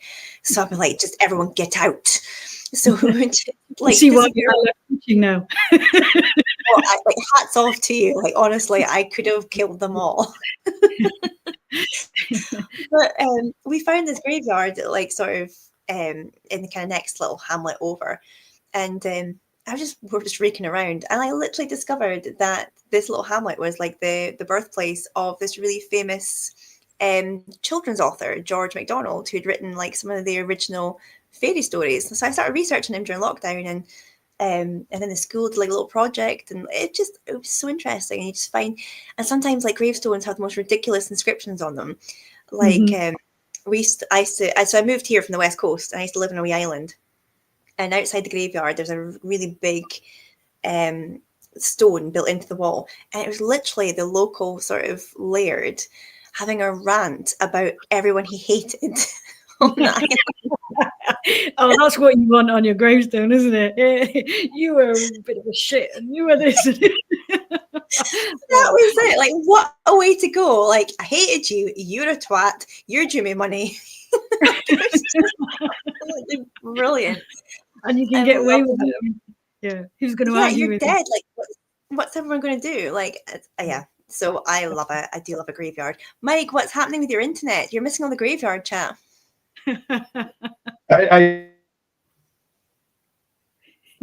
Oh, he's stuck. Is he doing head, shoulders, knees, and toes? I don't know. He's gone again. Oh, bless. Oh, that's harsh. I can't laugh because it is usually me every single week that freezes and gets the chat. So, no, I think he's back. Coming in and out. So, yeah, maybe he's back in a second. Right. But yeah, no, graveyards are a great sort of source of information as well. But as I say, just great. And it's kind of one thing leads you on to the next. So you were talking about Krabby whilst you're away, John Krabby. So there's a new release that's just come out called Johnny Cree, and it's from Bonington Distillery. So I was just, who is Johnny Cree? Like, who is this? So if you look on the marketing website tells you, that Johnny Cree was John Crabbe's grandson, but there was no John Cree at all. There was no John Cree. So I found John Crabbe's gravestone. I found traced the family, then found the so-called Johnny Cree's gravestone. His name was James, right? So his name was James, and so I thought, why is everybody calling him Johnny Cree? And then there's a photo of James Cree and his wife, who was a Crabby, and then their son, also called James.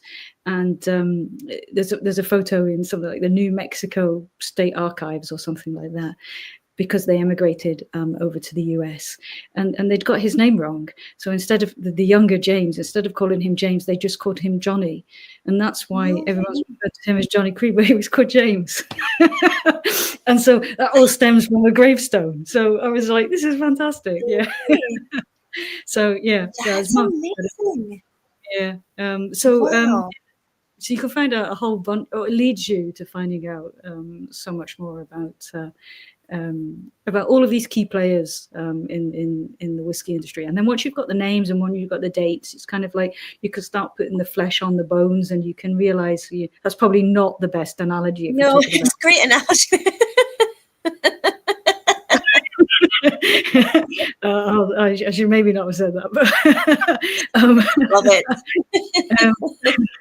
But yeah, you can start building a kind of an idea of what these people were actually like and what motivated them. And I do strongly believe that unless to know where Scotch whisky is at the moment, and to try and gauge where it's going, because obviously nobody has a crystal ball.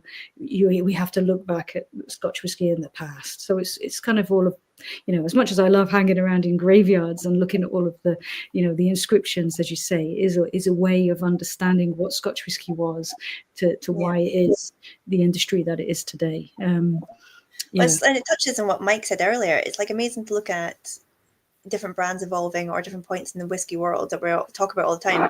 But then when you open that out to what's happening in the world at the same time, like it's amazing. Like, Napoleonic War is happening at the same time that distillery is opening, or like, the distillery is producing grain at the same time selling grain to soldiers. Like in grand scale of things, like the two timelines running next to each other are really interesting to look back as well. It is. Cool. And I think, such an amazing drink. And I think we said earlier, if it wasn't such good quality, then things like this wouldn't exist. People wouldn't have live YouTube focused on a product if it wasn't particularly good. But it is about so much more than just the liquid in the bottle. It's about all of the kind of industries on the periphery that like enable that bottle of whiskey to even exist. And it's a reflection of so many other things. It's a reflection of like traditions, and it has influences in language and culture and politics, and all of these things combined. So it's one of those few things that has such far-reaching sort of effects on other aspects of society. And I think that's one of the that's why I think people's sort of love and passion for whiskey is so enduring, because it's got so many different facets to it, which you never get bored of. No. It's a bit of a rabbit hole, isn't it? You just keep wanting to learn more and more and more. Mike, you're back. We've got you back. What happened? I'm scared to move. I'm scared to touch anything. I'm scared to speak because it's just going to kick me off. Had you frozen like this for a little while, and it was the cutest thing I've ever seen. It was just...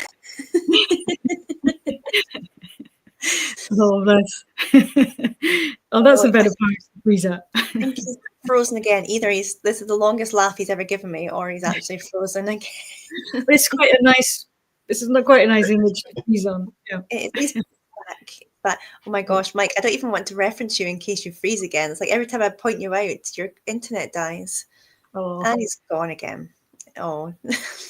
This reminds me of COVID days when we'd be doing Zoom tastings and you didn't know if somebody had had too much to drink or if their screen had frozen. You just genuinely weren't like 100% Or sure. it's when nobody turns their screen on and you don't even know if they're having a good time or not. You're just talking to like lots of little name boxes of like blackness. You're like, I don't know if anybody's laughing at my jokes or not, or if anybody likes the whiskey.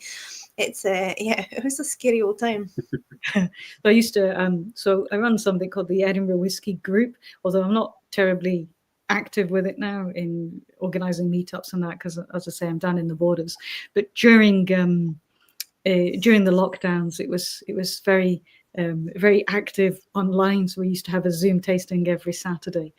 And I would deliver little samples of whiskey to folk, and it got to the point where they would be leaving the empties on the doorstep, like the milk or so. So I'd scoop them up, replace them with the full bottles, be cycling around Edinburgh, doing the deliveries, and then we'd all meet on Zoom on a Saturday. And yeah, the number of screenshots I've got of folk falling asleep. Or going to bed and leaving their camera on, so we've just got like a picture of their wall and a chair or something like that. It reminds me a wee bit of this. I think Mike's got some good stories about that as well. And thank you, Rick. You always laugh at my jokes. That's very good of you. Thank you very much for warming my ego. I am hilarious. It's true. Thank you very much, Rick. Sometimes not even deliberately. Oh my God. Last week, honestly, when I was calling it Stuart's Inquiry, and everybody's like, the guest we had on last week was like, do you mean Stuart's Inquiry? I'm like, do I mean Stuart's Inquiry? Apparently not a Stuart's Inquiry, which I've been saying for 39 years. So, there you go. And nobody said anything until now, and you're just. Well, yeah, and the moment they decided to was live on a live chat, but never mind. Oh, well. No worries. I'm just going to say cheerio to Dave Fackerson, who's saying he has to go. He says the joys of being old and still working. From what I hear, Dave, you're not going to have to work for long. Congratulations on the grandbaby. I just saw it on socials the other day. I don't know if it's old news, because I'm not very good to Facebook, but I think you're a grandpa again. Is that right? So congratulations. He is indeed. Before you go. And he's just got himself a 35-year-old Glen Alecky as well to celebrate his retirement. So very nice, very nice. Katerina is online, Justine. She must know you. She says the giggles we had on Zoom. So Katerina is from Norway, and very kindly in January 2023, with another member of the group, Stephen, who's based down in London. So the pair of us, we went over to Norway, and we went to the Arctic Whisky Festival, which was fantastic. But Katerina drove us all the way to Aurora Distillery in the Arctic Circle, which is the world's most northerly whiskey distillery. We had them on a couple of weeks ago. Did you? We had Colin on, yeah. So absolutely. Oh yeah, absolutely fantastic. I mean, Katerina's got all of the releases, I believe, but I was absolutely blown away with what they were producing. Absolutely superb. Yeah. And so I always like say to Katerina, like sometimes here in Scotland we talk about remote distillery. I'm like, you don't know remote until you've like driven past reindeer on the way to the Arctic Circle. It's like.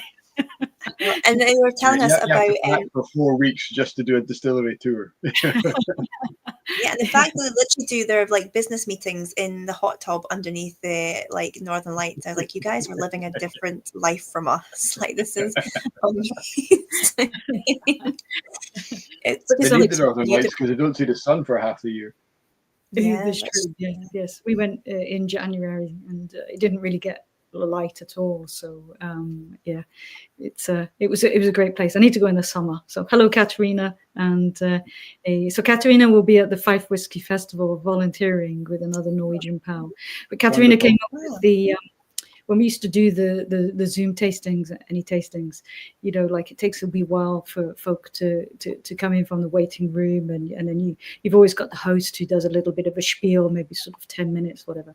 So Katerina sort of invented the whole waiting whiskey. So you always have a dram before you start, and that's your waiting whiskey. So we've embraced the concept of the waiting whiskey, and we always have one of those now.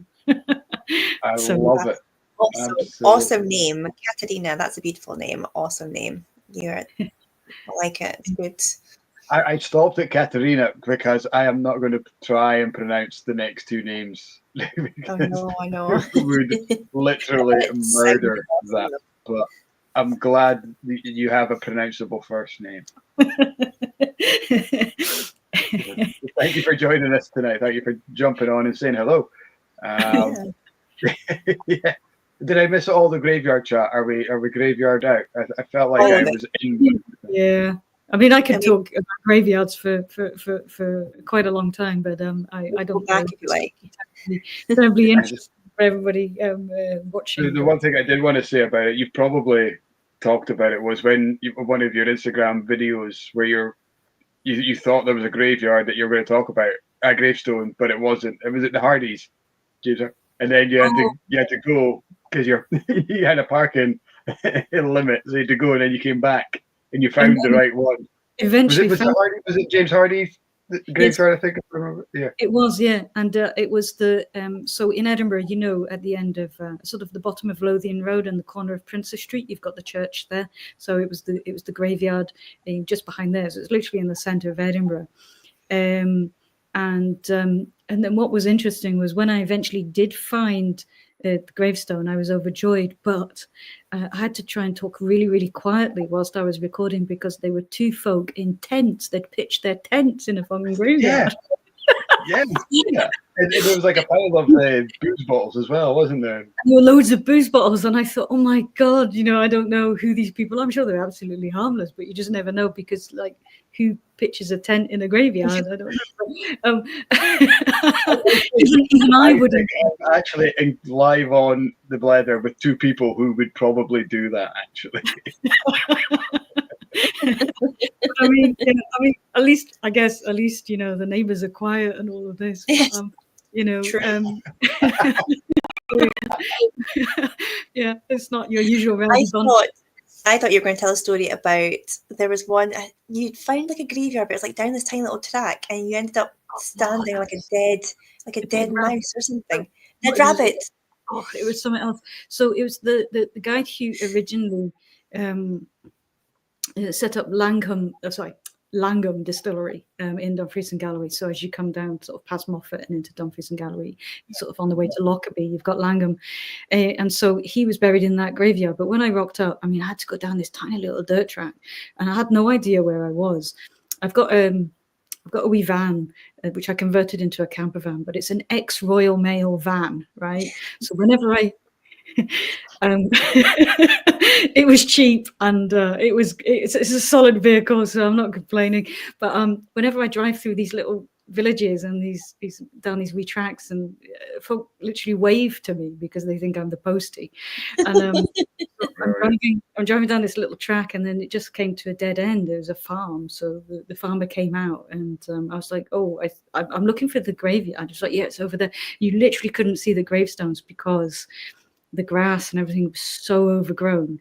So I walked in and got into the graveyard, and there was no way I was going to find the gravestone that I was looking for without, I don't know, it was the time of year, so I was up and get ticks and things like that. Do you know what I mean? I thought, I'm not wading through all that grass.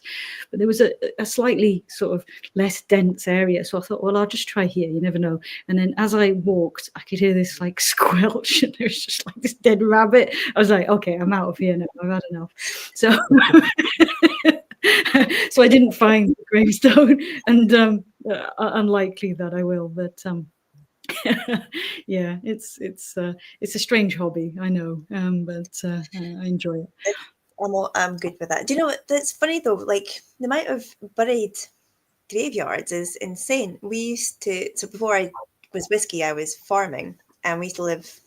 Another where I used to live story. We used to live right up in the top of Scotland, up in Sutherland, And we were gathering in sheep one day, and it was weird because, like, obviously we're using the dogs, and the sheep all kind of went out around something and back in. We're like, what are they doing? That's so strange. So we went up for a look, and it was a lost, like a buried graveyard, and the grass was so tall that you wouldn't have known it was there. And a lot of them, it's getting quite a morbid, guy, sorry, a lot of them were children's gravestones, because I think it must have been like a sort of epidemic of like a sort of, I don't know, measles, or would have wiped them out at the time. But it was so far out, it must have been something contagious that they thought we're going to have to bury them far away. So obviously they must have, I don't know, blessed the ground or whatever, and buried all these people, and then it's just got lost to time. It's like it's crazy, but yeah, love our graveyard, guys. Back to whiskey. But as I said, I mean, you can find out a great deal about the people behind the Scotch whisky industry and who sort of built it up to what it is today. And I always find the people element of it as fascinating as the liquid. So that's kind of why I lurk around in graveyards like a weirdo. But hey, there's so many lost characters out there. Is there anybody in history that you kind of come across in your kind of studies and tours that you just wish we all knew a little bit more about? Obviously the Pattersons, but is there anybody else that stood out as a bit of a character? I haven't found out so much about him, but I want to, and it's a man called Donald Fisher, which everyone goes, oh, that bloke from Home and Away, as soon as I say that. That's exactly where my head went. I just got in there first. I always do when I talk about Donald Fisher, and so he had a whiskey called Ye Whiskey of Ye Monks. That was it's a little bit like VAT 69. It's one of those brands that eventually became part of the DCL portfolio and then disappeared off the shelves here in the UK, but it's huge in South America, and you can still buy it. It's called Ye Monks now in South America, but this guy made a small fortune in Scotch whisky, but he was one of the nice guys. He gave so much of it away, and he was one of the founders of an organisation. So there were maybe 2 different organisations in different parts of Scotland, and then over the years it's combined to create the Ben, the charity that helps the spirits trade, etc. So he was one of the founders of that organisation, and wow. and we don't talk about him. We just don't talk about him. So I'd love to find out a little bit more about him and his family, and you need to find a scandal about him, because then people will talk. People don't talk about nice guys, do they? They don't. Yeah, and I don't think there are any scandals. He just seemed a nice guy. But scandals are what makes a book, what makes people want to read about things and find out about stuff, and that's when it gets reported. It's a shame, but it's true. He seems like a lovely guy, and as I say, did a lot for the whiskey industry, or the spirits industry in general. So he's somebody I'd like to find out a little bit more about. And then a well-known name, and I don't know enough about him. So Peter Mackie, White Horse Distillers, Lagavulin. He seems like a real character and a half, so I'd quite like to find out a bit more about him. I've kind of got the writing bug now, so I am thinking about what my next topic will be for the next book. So I need to find a scandal. I need to find another scandal. Find a scandal. I was going to ask Rick Johnson, who's watching from San Francisco tonight, asked quite early on, and I kept meaning to go back to it. He was saying it's maybe too early, but are you thinking about your next book, and have you got ideas about your next book? So it's a nice time to drop that question in. Yeah, I mean, I think so. One of the repercussions, it's not maybe a repercussion, but certainly that links to the Pattersons is much later on, sort of 1906, 1907, 1908 was the whole what is whiskey case, talking about grain whiskey, etc. What is whiskey? So I've started to do a little bit of research into that, and I'd kind of, I mean, that's a very sellable title for a book if you just say what is whiskey. That's search engine friendly as it is, but Mark and Kate would love it if you spelt it WATT as well. He would, yes. So the whole what is whiskey case is quite intriguing, and especially sort of the motivations of some of the companies behind it. So that might be a topic. But then another family that truly intrigues me, and it's mentioned in the book, was the Brickman family. They were also based in Leith. Again, nobody talks about them, but they were huge players in the whiskey industry. I think, they were the nice guys as well. I don't think I'll find a scandal for them, but the family itself, and the fact that they were Prussian immigrants, and they came from nothing, and they sort of built themselves up and then lost it all again. That's an intriguing thing. But I think these things sort of tend to find you. You do lots of research, and then suddenly it's like, oh, that's really good. I'm going to stick with that. Yeah. And it must be hard, because I'm like you, I go off in tangents quite a lot in my head, and I have an idea, and halfway through that idea I find another one. I go, oh, I'm going to drop that idea, I'm going to go down this one. It must be so hard to stay disciplined to the topic that you've kind of started with, and that's where you've got, I guess, your narrative arc. You're like, to discipline yourself to say, this is a fascinating story, I'm going to come back to that and kind of pinpoint that's something I want to go back to, and then go back on track what you're originally going.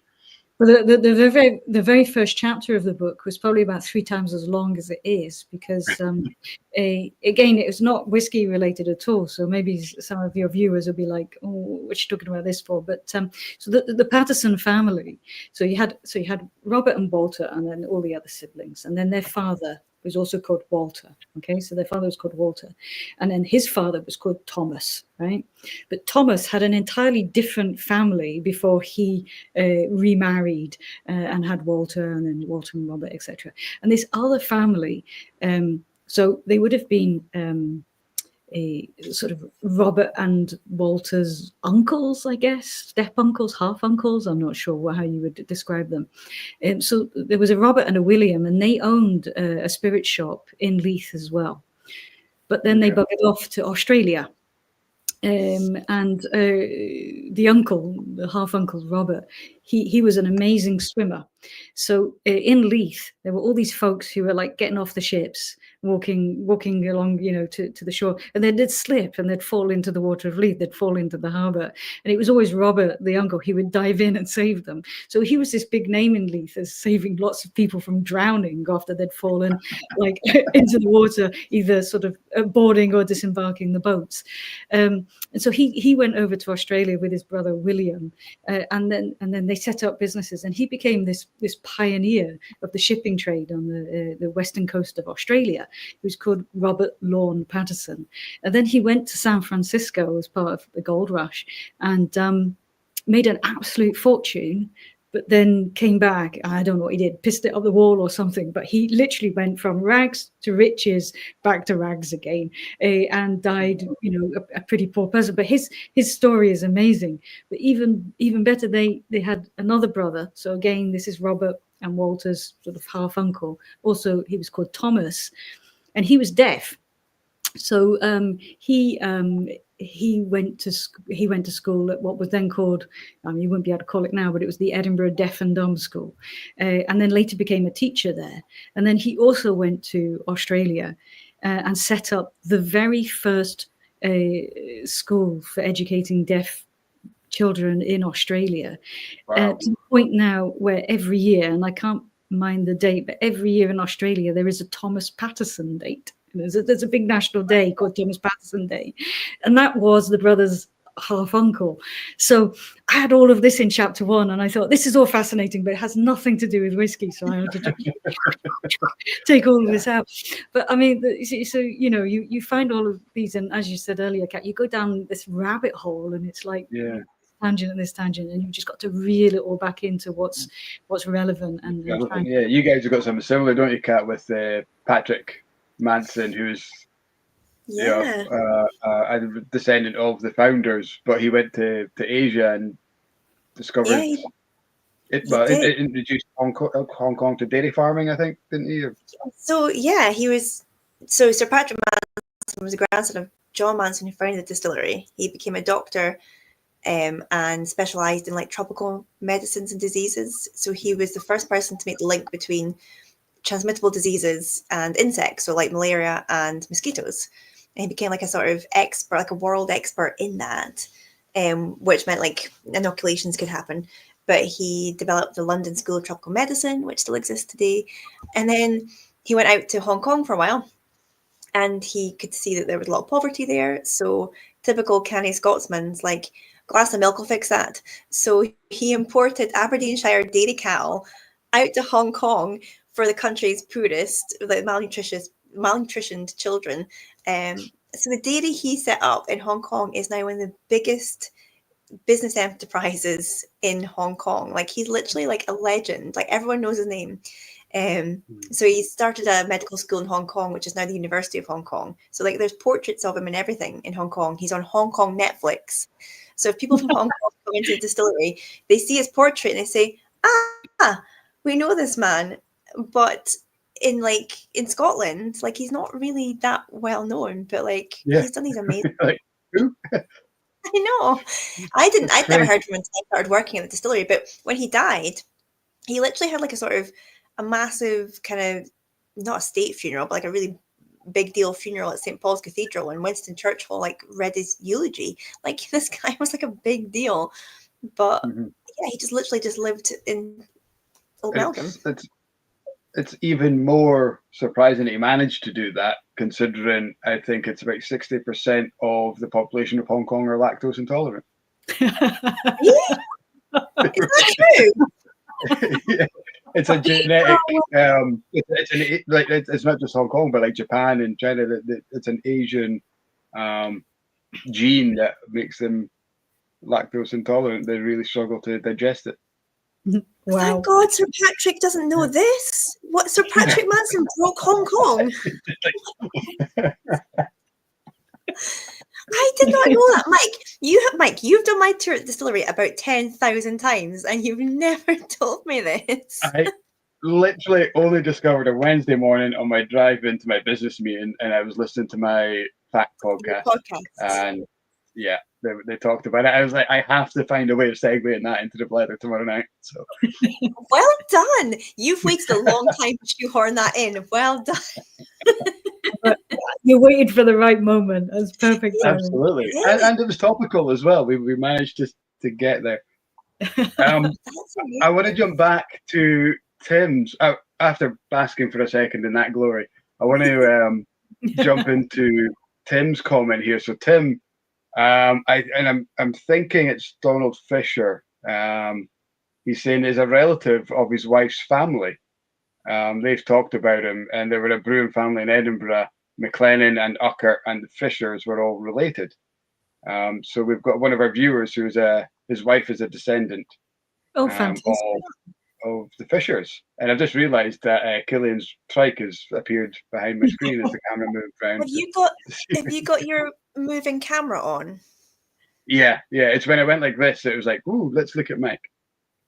I realise, yeah. So, also, Ian Bruce, who is a regular viewer who lives in Australia, is saying Thomas Patterson Day is the 22nd of October in Australia. Well, so there you go. So yeah, I mean that was fascinating to find out that they were related to the Pattersons, but I can't remember. Was it Tim? You said is the relative of wife's. Yeah, Tim's wife is. Okay, if Tim would like. If you go onto my website, then you'll see my email address and there's a contact form. So if Tim wants to drop me a message, I'll get in touch and we'll see what we can find out about Donald Fisher, because I'm fascinated by the guy. This would be fantastic. Yeah. Mm-hmm. You'll only take a small percentage finder's fee from this. Fair enough. I love it though. Our little Bletherin is helping you out. I love it. All our viewers call themselves a Bletherin. Yeah. So it's the power of the Bletherin. I love that. It's amazing what knowledge is out there and who's out there and who's, you find out so much through talking to other people. And I think that's one of the wonderful things about whiskey is that you said this earlier, you never really stop learning. You can never sort of sit back and go, do you know what I know? Oh, because you never do. There's always new stuff to find. There's always new people to talk to, etc. and show different perspectives. opinion. What I love to call the evolution of facts. There's things you think you know, and then you find out that it's maybe not true or not as true as you thought it was, and you go down another rabbit hole of stuff that you've already learned about. It's amazing. Absolutely. Yeah. Just to confirm, Justine, your website, is that the Kask Whisky people can find you at? Yeah. It's Kask with a K. It's Kask with a K, and it's not hipster or anything like that. It's just that the domain name with a C was taken.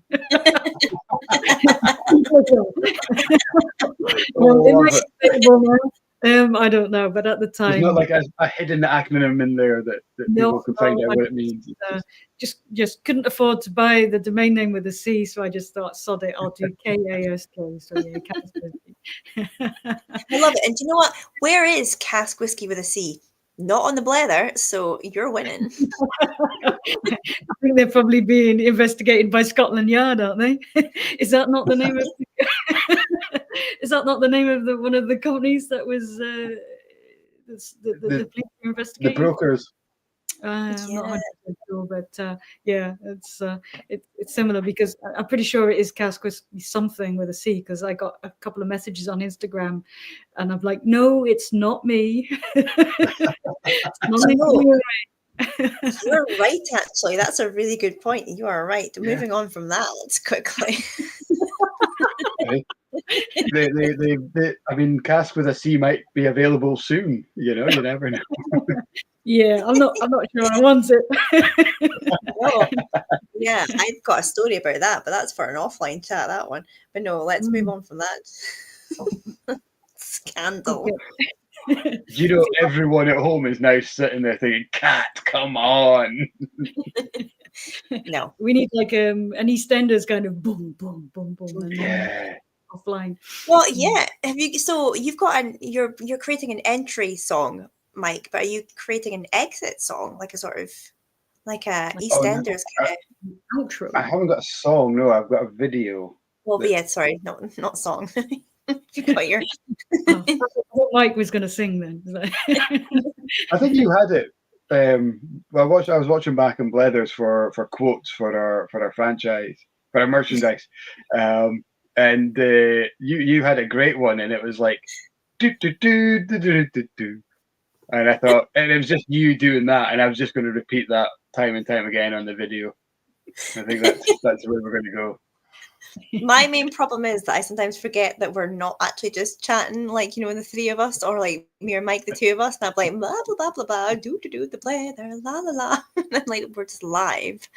So, I'm sure that's what your viewers like.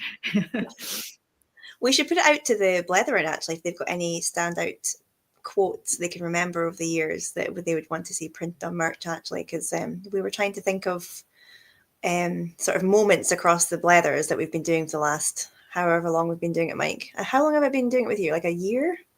Like a year and a half, maybe? Yeah, it'll be a year and a half. It'll be coming up for 2 years, because Russell left us in March. Okay. 2022. 23. Is that Russell Brinklow? Yes. Yeah. He is one of your crowdfunders. He is, yes. The name, yeah. He contacted me on Instagram to ask me if I considered being on the Blether, and I'm like, oh yes. We've been trying to get a date. Oh, wow. So he pinged me a message with like a sort of your profile. It's like, have you heard of her? You've got to get her on the Blether. I'm like, Russell, I've been trying to get her on the Blether for a feckin' year now.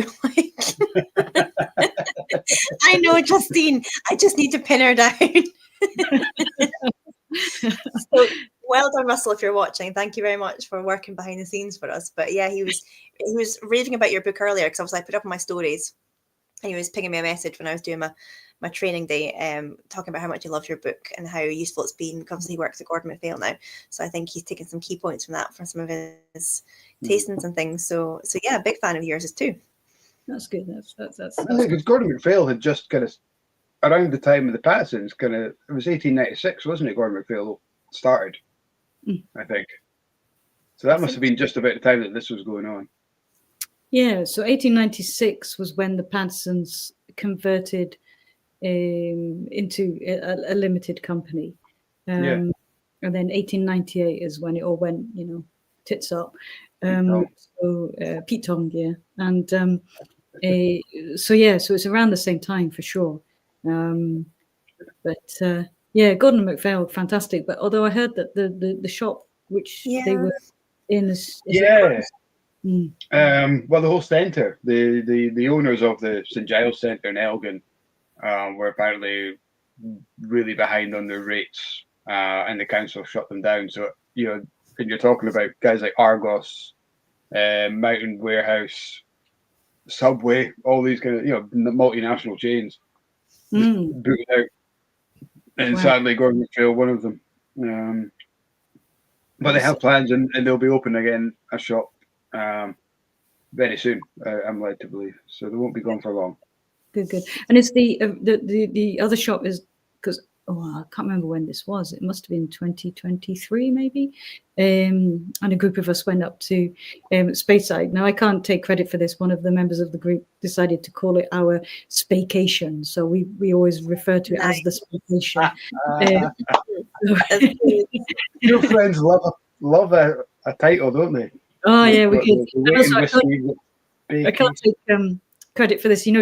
Jenny Carlson from Adelphi Ardnamurchan, she gave me the phrase the punnage warehouse, which I think is great. So we delve into the punnage warehouse every now and again. But so on the Spaycation, we had an amazing tasting at Gordon MacPhail in the original in the shop there that I think they had to move out of, and is that being refurbished? Is that they're doing that one up, aren't they? Yeah. I think it's going to be a kind of historical kind of. They're going to be doing a museum and like a whole story of Gordon MacPhail and whiskey and Speyside is going to be. So it's going to be, I guess, like a miniature version of the Johnny Walker experience or something like that. But Speyside, and I was speaking to Fraser, who's a big part of it, who's Russell's boss, at a Burn Supper a couple of weeks ago, and they're really excited about the new location in South Street. So yeah, I can't wait to see what they're going to be doing there.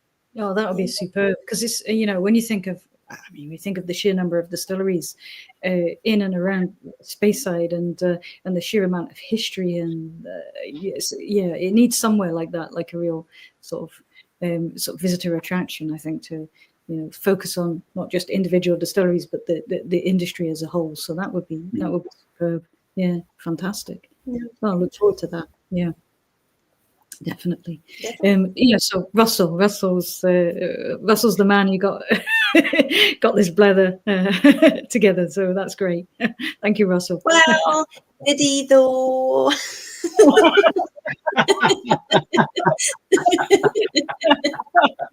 Okay, Kat. Love you, Russell, if you're watching. He'll be fair tricket that he's got all these mentions. I'll have to ping him a message and say, watch back to hour 2 minutes 7. No, tell him just to watch it. Don't tell him when. You'll have to wait. You have to listen to the rest of the great and enthralling conversation we've had for 2 hours. Build up towards his mention, his little name drop at the end there. Ian Bruce has said a cataclysmic could describe the Patterson crash. Oh, nice. Oh, very good. That's good. Yes. Yeah. I mean, we've got our own cat who could be cataclysmic as well. Well, that happens most weeks, to be honest. We're describing the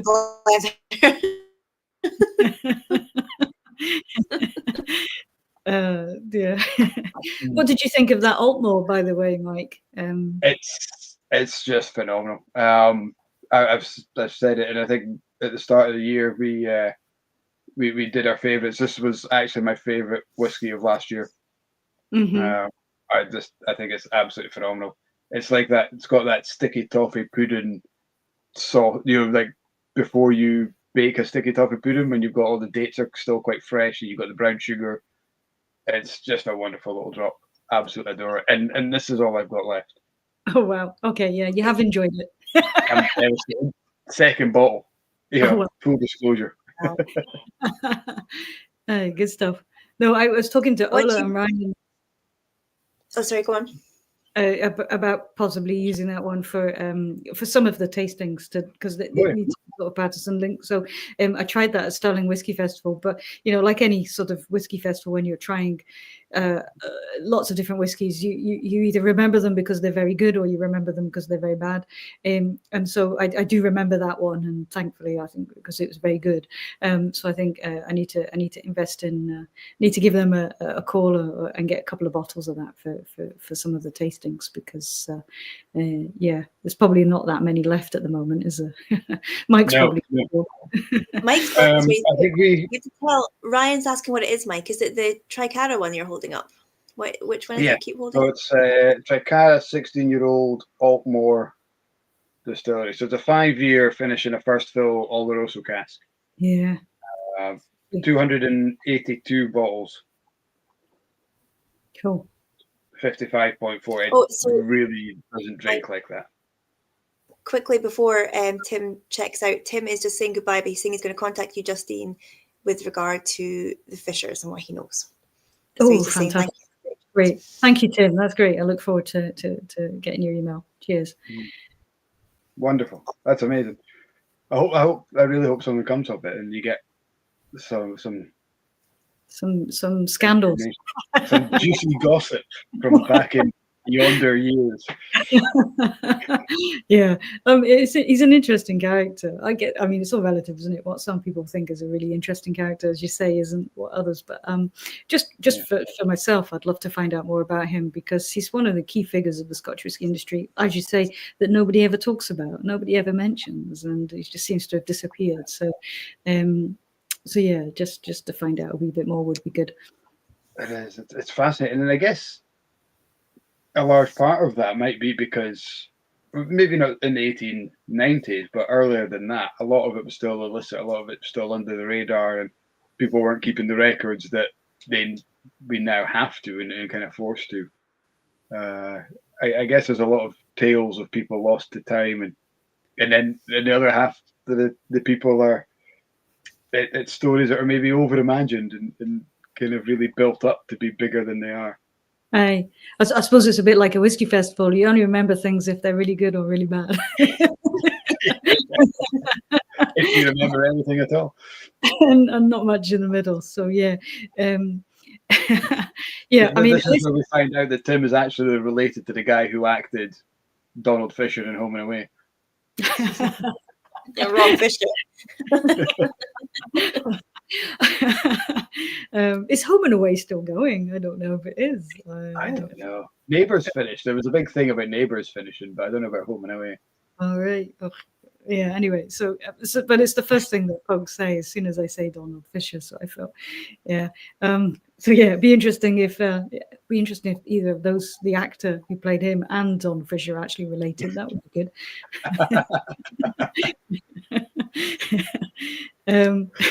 But no, he's a key player, and the building where he it's a huge, massive building, just across the road from Holyrood Distillery, actually, and the building is still there, and you can still see the sign saying Fisher's Building, a massive building.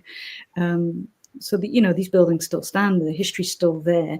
We just don't look up enough. I always say to folk, look up, because then you'll see. Things, you're busy going about your business, you're going from A to B, leaving home, going to work, and you just, that's your destination, and you don't really see all of these things that are on your doorstep, all of this history that's on your doorstep. So yeah, Donald Fisher is one of those characters. and Home and Away is still on in Australia. Ian has confirmed it. All right, okay, there you go. I wonder how old Donald Fisher is these days. I don't know. My God, he's probably still in it. He probably is. Oh no, it was it was Harold Bishop, wasn't it, who died and came back? And you know more about Australian soaps than I would have thought. It was when I was a wee boy. I was not forced. It was a kind of family tradition. Before tea, if you got home from school, you did your homework. You all sat down and we watched Home and Away, because they were back to back. Home and Away and Neighbours, or Neighbours and then Home and Away, and then you had your tea. So yeah. I was going to ask, do you know a lad called Adam Elmajarab? I think I would remember that name. Yeah, it's quite a Victorian kind of sounding name, isn't it? But Adam's got a fascinating knowledge on the distilling history in Aberdeen. Okay. With the Chivas, the Cadden Heads, the Links, and the Watson's Rum and all that. And he's looking at putting together tours, like a walking tour. And it was when you said, we don't look up enough. That's a quote that he's used with the Aberdeen kind of community. And I think the first ever still, or the oldest record of an actual still, going back to 1500, was found in Aberdeen. Okay. And I think it'd be a great connection for you with your knowledge on the history of Leith and distilling in general. You guys would make a great connection. He's actually looking for funding and a premises for a Aberdeen Drinks Museum to celebrate all this. So yeah, I'll put you in touch with him and see if. Yeah, what's his name? Adam Elmajarab or Elmagarab. I think it's Elmagarab. Is he on the socials? He's the founder of the House of Botanicals distillery. Okay. Yes. Okay. Yeah. But he makes his own bitters. He does his own limoncello and all these kind of stuff. So well worth. I'll put out an introduction to you. Cool. Yeah, that sounds good. Yeah. So is he thinking of doing a walking tour in Aberdeen? Yeah. He's doing a tasting. So he's got a distillery at the Archers in Aberdeen, and he does a kind of historical tasting. And he's a way to start doing it. Looking at let's say Chivas, the rum, the Watson's rum, and things like this, and bringing all that kind of story to life. And I think he's talked about doing tours as well. Fantastic. That sounds good. I mean, the more that people can sort of find out about these things, and the more of these sort of opportunities that exist, I think it's only beneficial to Scotch whisky in general. People to have all of this knowledge and this education, and I maintain it's the people behind these brands that people love to find out about. They always want to hear about people, and as you said, as well as if there's a scandal, it makes it even juicier. Irrelevant if there isn't, it's all good to find out about these people. I mean, Taggart would have been the worst detective show if there wasn't a murder. It would have been a bit dull, wouldn't it? Yes.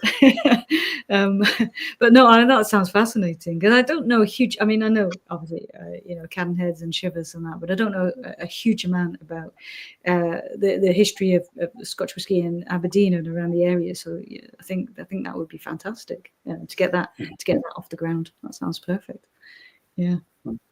Good stuff. It's been a night of connections. It is, yeah. It reminds me a little bit of the Antiques Roadshow, when they bring in something and somebody's like, we don't know who this belongs to, and then some random contacts them, and then the next episode they kind of like put you in touch and say, oh, and this person found, this person. It sounds wonderful. While I can see you putting your whiskey, what do you think of the Ardray, Justine? I love the Ardray because I mean it's a blended whiskey, but it's it sounds a bit of a shame, but when people think of blended whiskey, there is still that snobbery, and I always maintain that the bulk sort of blends, you kind of your grouse, your bells, and all of the stuff that you find in the supermarkets. It's over time it became this sort of self-fulfilling prophecy whereby somebody in a marketing department decided that after the whiskey loch of the 80s, we've got all of this whiskey, let's bottle everything. Oh, we'll bottle it as single malt. But for decades and decades, everybody was drinking blends. So how do you sort of try to get people to move from drinking blended whiskey to single malts, where you kind of say single malt is a superior drink, and then over time that's become the belief that single malt is superior and blended whiskey isn't. And then because of marketing or whatever. It's almost as if these blends, the good stuff is saved for single malts. It's far more valuable in that respect, and then the less valuable liquid is put into blends, and it's kind of evolved in that way. And so then you have like the blends like Ardray that have come forward, and I mean, it's 48%. It's wonderfully complex, and it's designed to be drunk. And I think sometimes we forget that about whiskey, that actually it's that's the whole point of it. It's it's not supposed to be on a shelf gathering dust, being looked. It's not a picture, it's not a work of art in that respect. It's designed to be drunk. That's the reason why it was made. And I think Ardray is one of those whiskies where you can just quite easily drink it. You can appreciate its complexity, but you don't have to analyze the arse off it. You can just drink it as well. So I love it. I think it's a cracking whiskey, and that peaty note doesn't actually ever come through on the nose for me. No. It only ever comes onto the palate. Yes, and then it's a wee bit of a 100%. surprise. You go, oh yeah, it's not overly peaty. It's just nice sweet peat. Yeah. So Yeah. You've described this one to a T as well. The table whiskey is one you can't analyze. If you overanalyze it, you'll end up not liking it to a point. It's that kind of just drink it and enjoy it. It is, yeah, absolutely. I mean, yeah, that's I found that. So that's North British, and I actually found that quite herbally almost, and I found that quite an unusual North British. I don't know. It's maybe because it's a wee bit younger. I don't know, but it's got almost like a bit younger, but it's virgin oak as well. There's virgin oak and there's sherry and bourbon in it, and I think that virgin oak gives that kind of edge that we don't expect to have in a grain whiskey. It's spicy, yeah. But it's got that nice note into the finish that is unusual, I think, and for 35 quid, I mean. And I don't think Ardray goes for that much. How much is a bottle of Ardray? It's not that expensive. It's maybe that's above. It's above the 35. I'm trying to think what it is in the shop. That's terrible. That I can't remember. It's like it's 42 or 40. It's 42. Yeah. Okay. Yeah, and so I mean, we're at the stage where people are.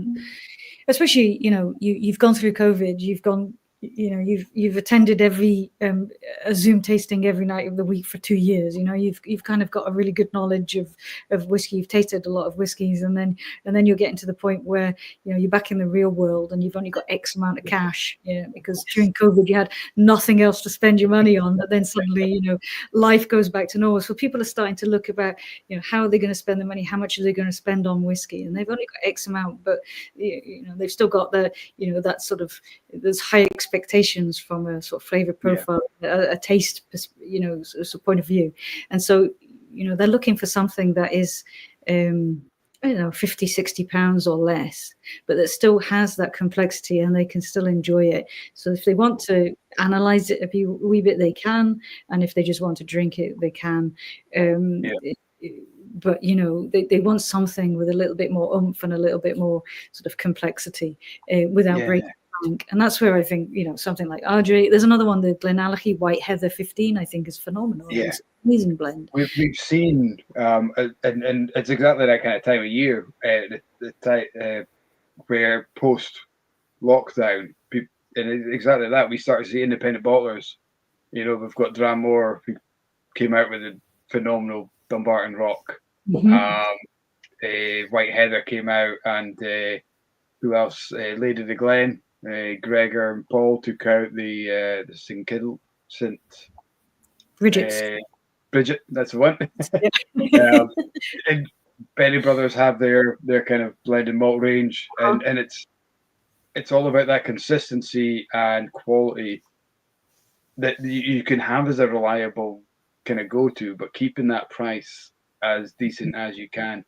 And I've just poured the Thompson Brothers, their SRB 5, which is their peated 8-year-old, and it's so good. Mm-hmm. Yeah, £37, 48.5%. Yeah, you can't. If you put this into a glass and gave it to a malt snob, they would have no idea that's a blend. Mm-hmm. Mm-hmm. Um, Yeah. it's, branding and snobbery go hand in hand, don't they? And it's one of my biggest bugbears. I'm not going to get in a rant about it, but so. I think those bottles that you've shown and these blends, they show you that sort of blended whiskey. It's not just let's just chuck any old crap in a bottle. I mean, it's really a craft. It really is like to get that balance. Yeah, Peter from Woven was telling us, and that it admittedly really shocked me, is that every cask that goes into the Bell's blend goes through 1,000 taste checks before it goes in, and it's like, that's how meticulous these guys are. Mm-hmm. The effort and the work, and it probably doesn't show the bottle justice when you look at it on the shelf for, I don't know, if I simply see a bottle of Bell's is probably less than £20. But the work that goes into getting that bottle there is probably more than a single malt. Mm-hmm. Mm-hmm. I mean, yeah, we don't know. I mean, I don't know some other people. I don't know the sheer work, but just to get that balance, to get that sort of, I don't know, like with White Heather, I think each one is ever so slightly different, like sort of batch wise, and I'm guessing it'll probably be similar with Ardray, but you're still getting the same quality. I think that's it. It may be slightly different sort of, but to maintain that sort of, not necessarily consistency. And I think again that's something else that people are looking for. I always maintain it's not a word I like so much, but people talk about the whiskey journey, but I don't have a better alternative, unfortunately. But you get so far, sort of like you started out drinking whiskey, and then you've explored and you've tried different whiskies, different categories, etc. And then during COVID, I think what would have normally taken you, say, 5 or 6 years to explore all of those different types of whiskey, you probably accelerated that during COVID, because there was nothing else to do, and people just tended to be able to access a lot more whiskey and try a lot more and gain more knowledge. And then and you get to a certain stage where you're not looking for consistency anymore. Like there's something quite nice about having sort of go-to drams where you buy a bottle and then you finish that bottle and you think, what, I'll just buy another bottle. Because I always say it's a bit like it's a bit like your pair of slippers. You feel quite familiar. It's nice and comfy. You just put on your slippers, and then it's like there are whiskies that are a bit like that. But for the most part, you get to a certain point where you're not looking for consistency all the time. You're looking for the inconsistencies. So you've got all of your independent bottlers that are producing something different, and that's what whiskey enthusiasts are looking for.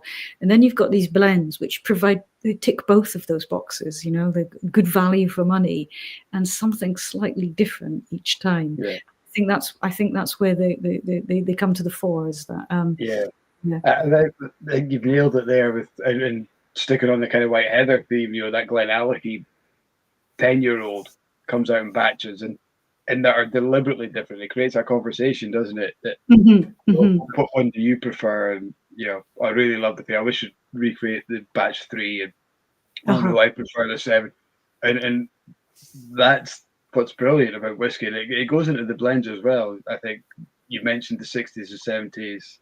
Vat 69 as being some phenomenal whiskies, but over time, the drinkers of that, the kind of hardcore Vat 69, or whether you're Grouse or Johnny Walker, probably don't notice a difference. But if you took a 60s Vat 69 to today, they're probably so different. Chalk and cheese. I always think over the decades, there've been so many changes to whiskey production. So different casks, the whole sherry cask thing that today aren't really sherry casks. And then, they never really were sherry casks, but they had the transport casks for sherry, but now they don't. And then different sort of barley strains and yeast strains, and production has moved from sort of manual production. It's Kat's time to freeze now. And just really thoughtful. She's deep in thought. And so the shift obviously from sort of manual production to automated production, and all of these things over time, the sort of incremental differences over the decades, that you wouldn't notice them if you consistently had that brand. Yeah. But like, I always think it's a little bit like, when somebody loses weight, if you see that person every single day, you don't really notice that they've lost weight. But if you haven't seen them in 6 months and then you turn up and you go, shit, God, you've lost a lot of weight. It's a bit like that, over the decades, you just don't see those you don't taste those incremental differences. But then, as you say, a then and now tasting where they're side by side, then wow, then they are chalk and cheese. And I think I use as a hill walker, I use the analogy of, you've got your compass in front of you. If you're 1 degree out or 1 mil out, the further you go down that route, the further away you get from the original trajectory. You don't notice it to start with, but the further down the line you travel, you end up further away from where you were. Absolutely. I think Mike is frozen. To say, no, I'm still here. You're still there. Okay, phew. I thought I'm on my own. Yeah. So Justine, I'm going to head off, and you just entertain the crowd. You keep chatting away. Can you imagine? We've never. I don't think yet we've left a guest on their own. Don't tempt it. Don't tempt it. Yeah, touch wood. No, I have done a then and now tasting before, and I remember the first round was Dewar's White Label from today, and then a Dewar's White Label from the 60s, and these were whiskey enthusiasts, real into their whiskey, real geeks, and I started off with a Dewar's White Label from today, and the looks that I got, I thought, oh geez, I'm not going to get out of this tasting alive, so swiftly moved on to dram number 2, and then all was forgiven because it was phenomenal. It was just beautiful. Yeah. I think up until sort of the mid 80s, there was no single malt market. So all of this aged single malt that today would be super, super valuable, and they wouldn't necessarily put it into a blended whiskey, I guess. It was bottled as, it was, there was no need to sort of hide the good stuff for single malt bottlings. So you had a much different, maybe sort of malt to grain ratio, and also the age of the components was often a lot older, and you can really tell that when you drink these blends from the 60s and the 70s. So I think it's surprising when you think about it, because so much of this whiskey was just produced purely for the blended market, that they got to be that old. You're looking at some of these whiskies. Do you think there was much kind of, say, 12, 15, even 18-year-old whiskey going into these blends, or were they just at a stage where that's 10 years old now, that's ready to go into blend? Whereas nowadays, with the single malt market, distilleries are actively keeping casks and are earmarking casks when they're filling them, saying, we hope to make this a 50-year-old whiskey. I think there probably were sort of much older components, especially from the grain whiskey. But when you think of some of these brands from the 60s and the 70s, they didn't really. Cat is back. They didn't really have age statements at all. People were very loyal to brands. So, say for example, they would pick up a bottle of VAT 69. When it was finished, they would go back and they would just pick up another bottle of VAT 69. So that sense of loyalty to a particular brand doesn't. Yeah. Well, they say that the blended market, the drinkers are far more loyal than a malt drinker. Exactly. I always think that today's sort of whiskey drinkers are quite sort of promiscuous in that respect. They just dot from brand to brand. They're not terribly loyal to it. Probably more, and correct me if I'm wrong for the guys watching, people are more focused on a cask type or a region or an age than they are a brand. Exactly. Yeah, I would agree with that. But back in the day, people were very loyal to brands, and it was the brand name sold. So VAT 69, that doesn't have an age statement. But some of the old adverts, you know, they'll in the newspaper archives, looking at some of the old adverts, they'll state the age and quite you know, quite proudly state, you know, all, you know, this whiskey is aged for 8 years old. Now today, if you put an 8 years age statement on a bottle, people go, what, 8 years? Like, if it's not double figures, they turn their nose up at it, like, that can't be any good. But, you know, back in the day, if it was aged for 8 years, that was quite a, you know, a proud statement to put in the advert. So I get the impression that most of the I mean, it's a sweeping statement. I'm not, you know, but from looking at adverts and that, somewhere between 8 and 12 years is kind of, you know, proudly declared in adverts, even if it's not listed on the label as an age statement. So there would have been older stock of that, I'm absolutely certain. But I guess we'll never really know 100% for sure. Mm-hmm. But yeah. But yeah, the days of being loyal to any one particular brand, I think, are long gone. Well, I'm pretty loyal to a brand in particular.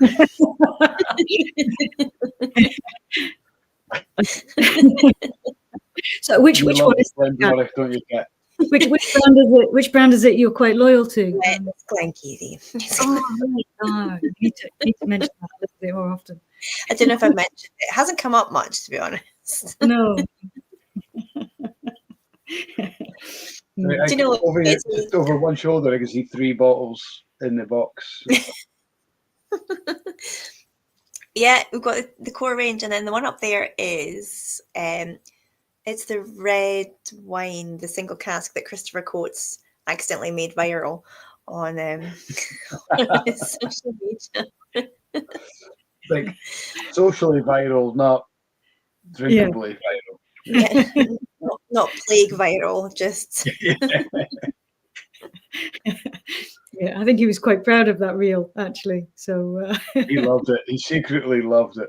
Yeah. Do you know, like, it was mad how many people watched that. It was insane. I had no idea until he told me. Quite oblivious to it. So of course, when the cask ended, I had to take home one of the last bottles out of it. So it was quite iconic. That was the 70 cl that he doused me in, that I wrung out my clothes at the end of the day after he'd sprayed it everywhere. Well, Côte de Rote, wasn't it? That's what I called it, which I thought was very clever. Yeah. Very good. Yes. And I see the Punnage Warehouse. This is it. That's it.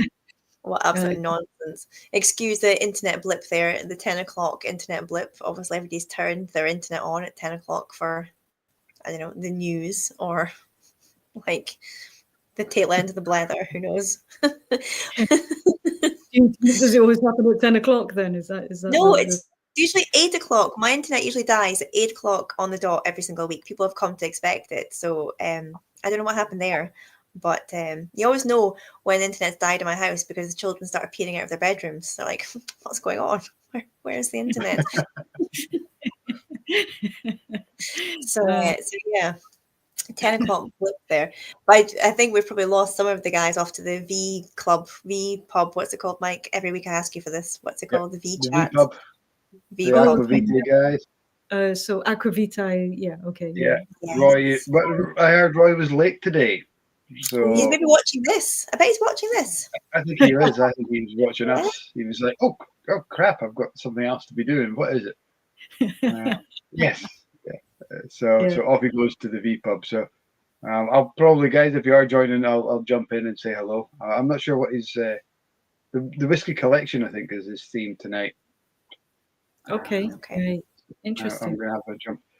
But Justine, it's been an absolutely incredible chat. We're now so far beyond 2 hours.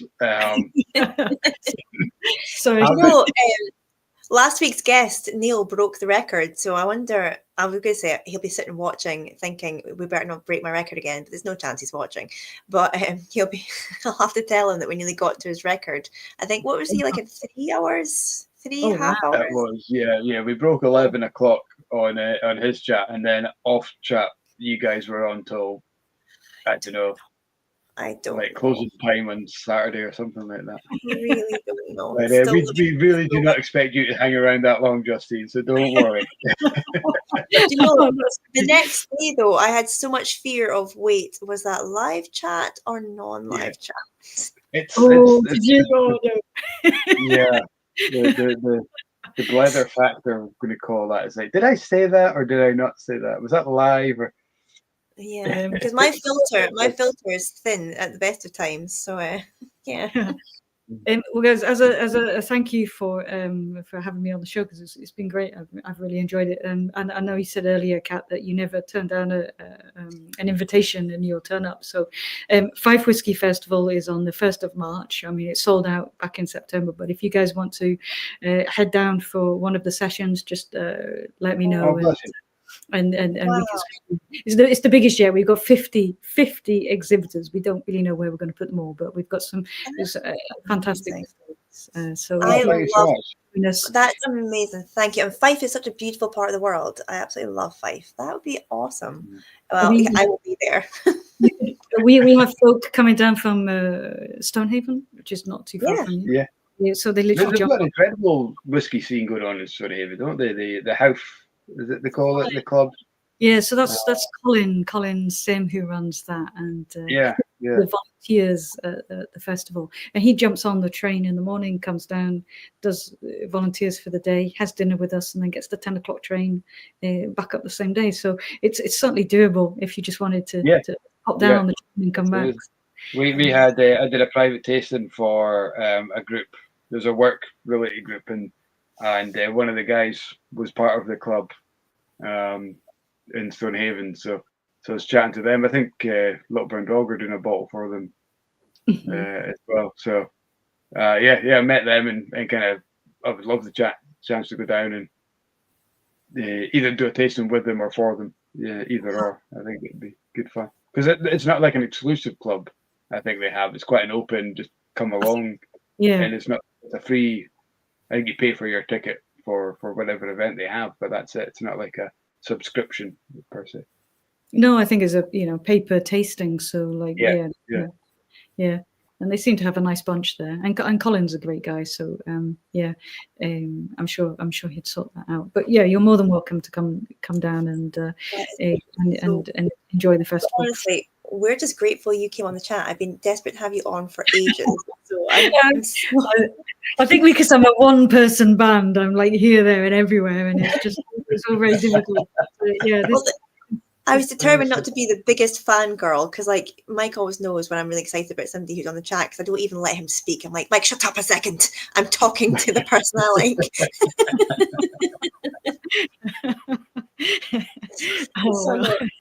It's awesome to have it, and you're welcome on anytime, honestly, because you're a font of knowledge, and I recommend you to people all the time. Like a pal of mine was doing a whiskey tasting in Norway or somewhere, and somebody had literally invited him over to do retro kind of 70s blends and like old school whiskey. And he was pinging me messages about old school bottles of teachers and stuff, asking me questions. I was like, you have got to get on to Justine. So I was sending him your details. And he was sitting in the bar that night with this group of folk, literally looking up your Instagram. And all he found was somebody lurking around graveyards saying, oh, I've just stepped on a dead rabbit. And he's thinking, what she sent me here? Best place to start.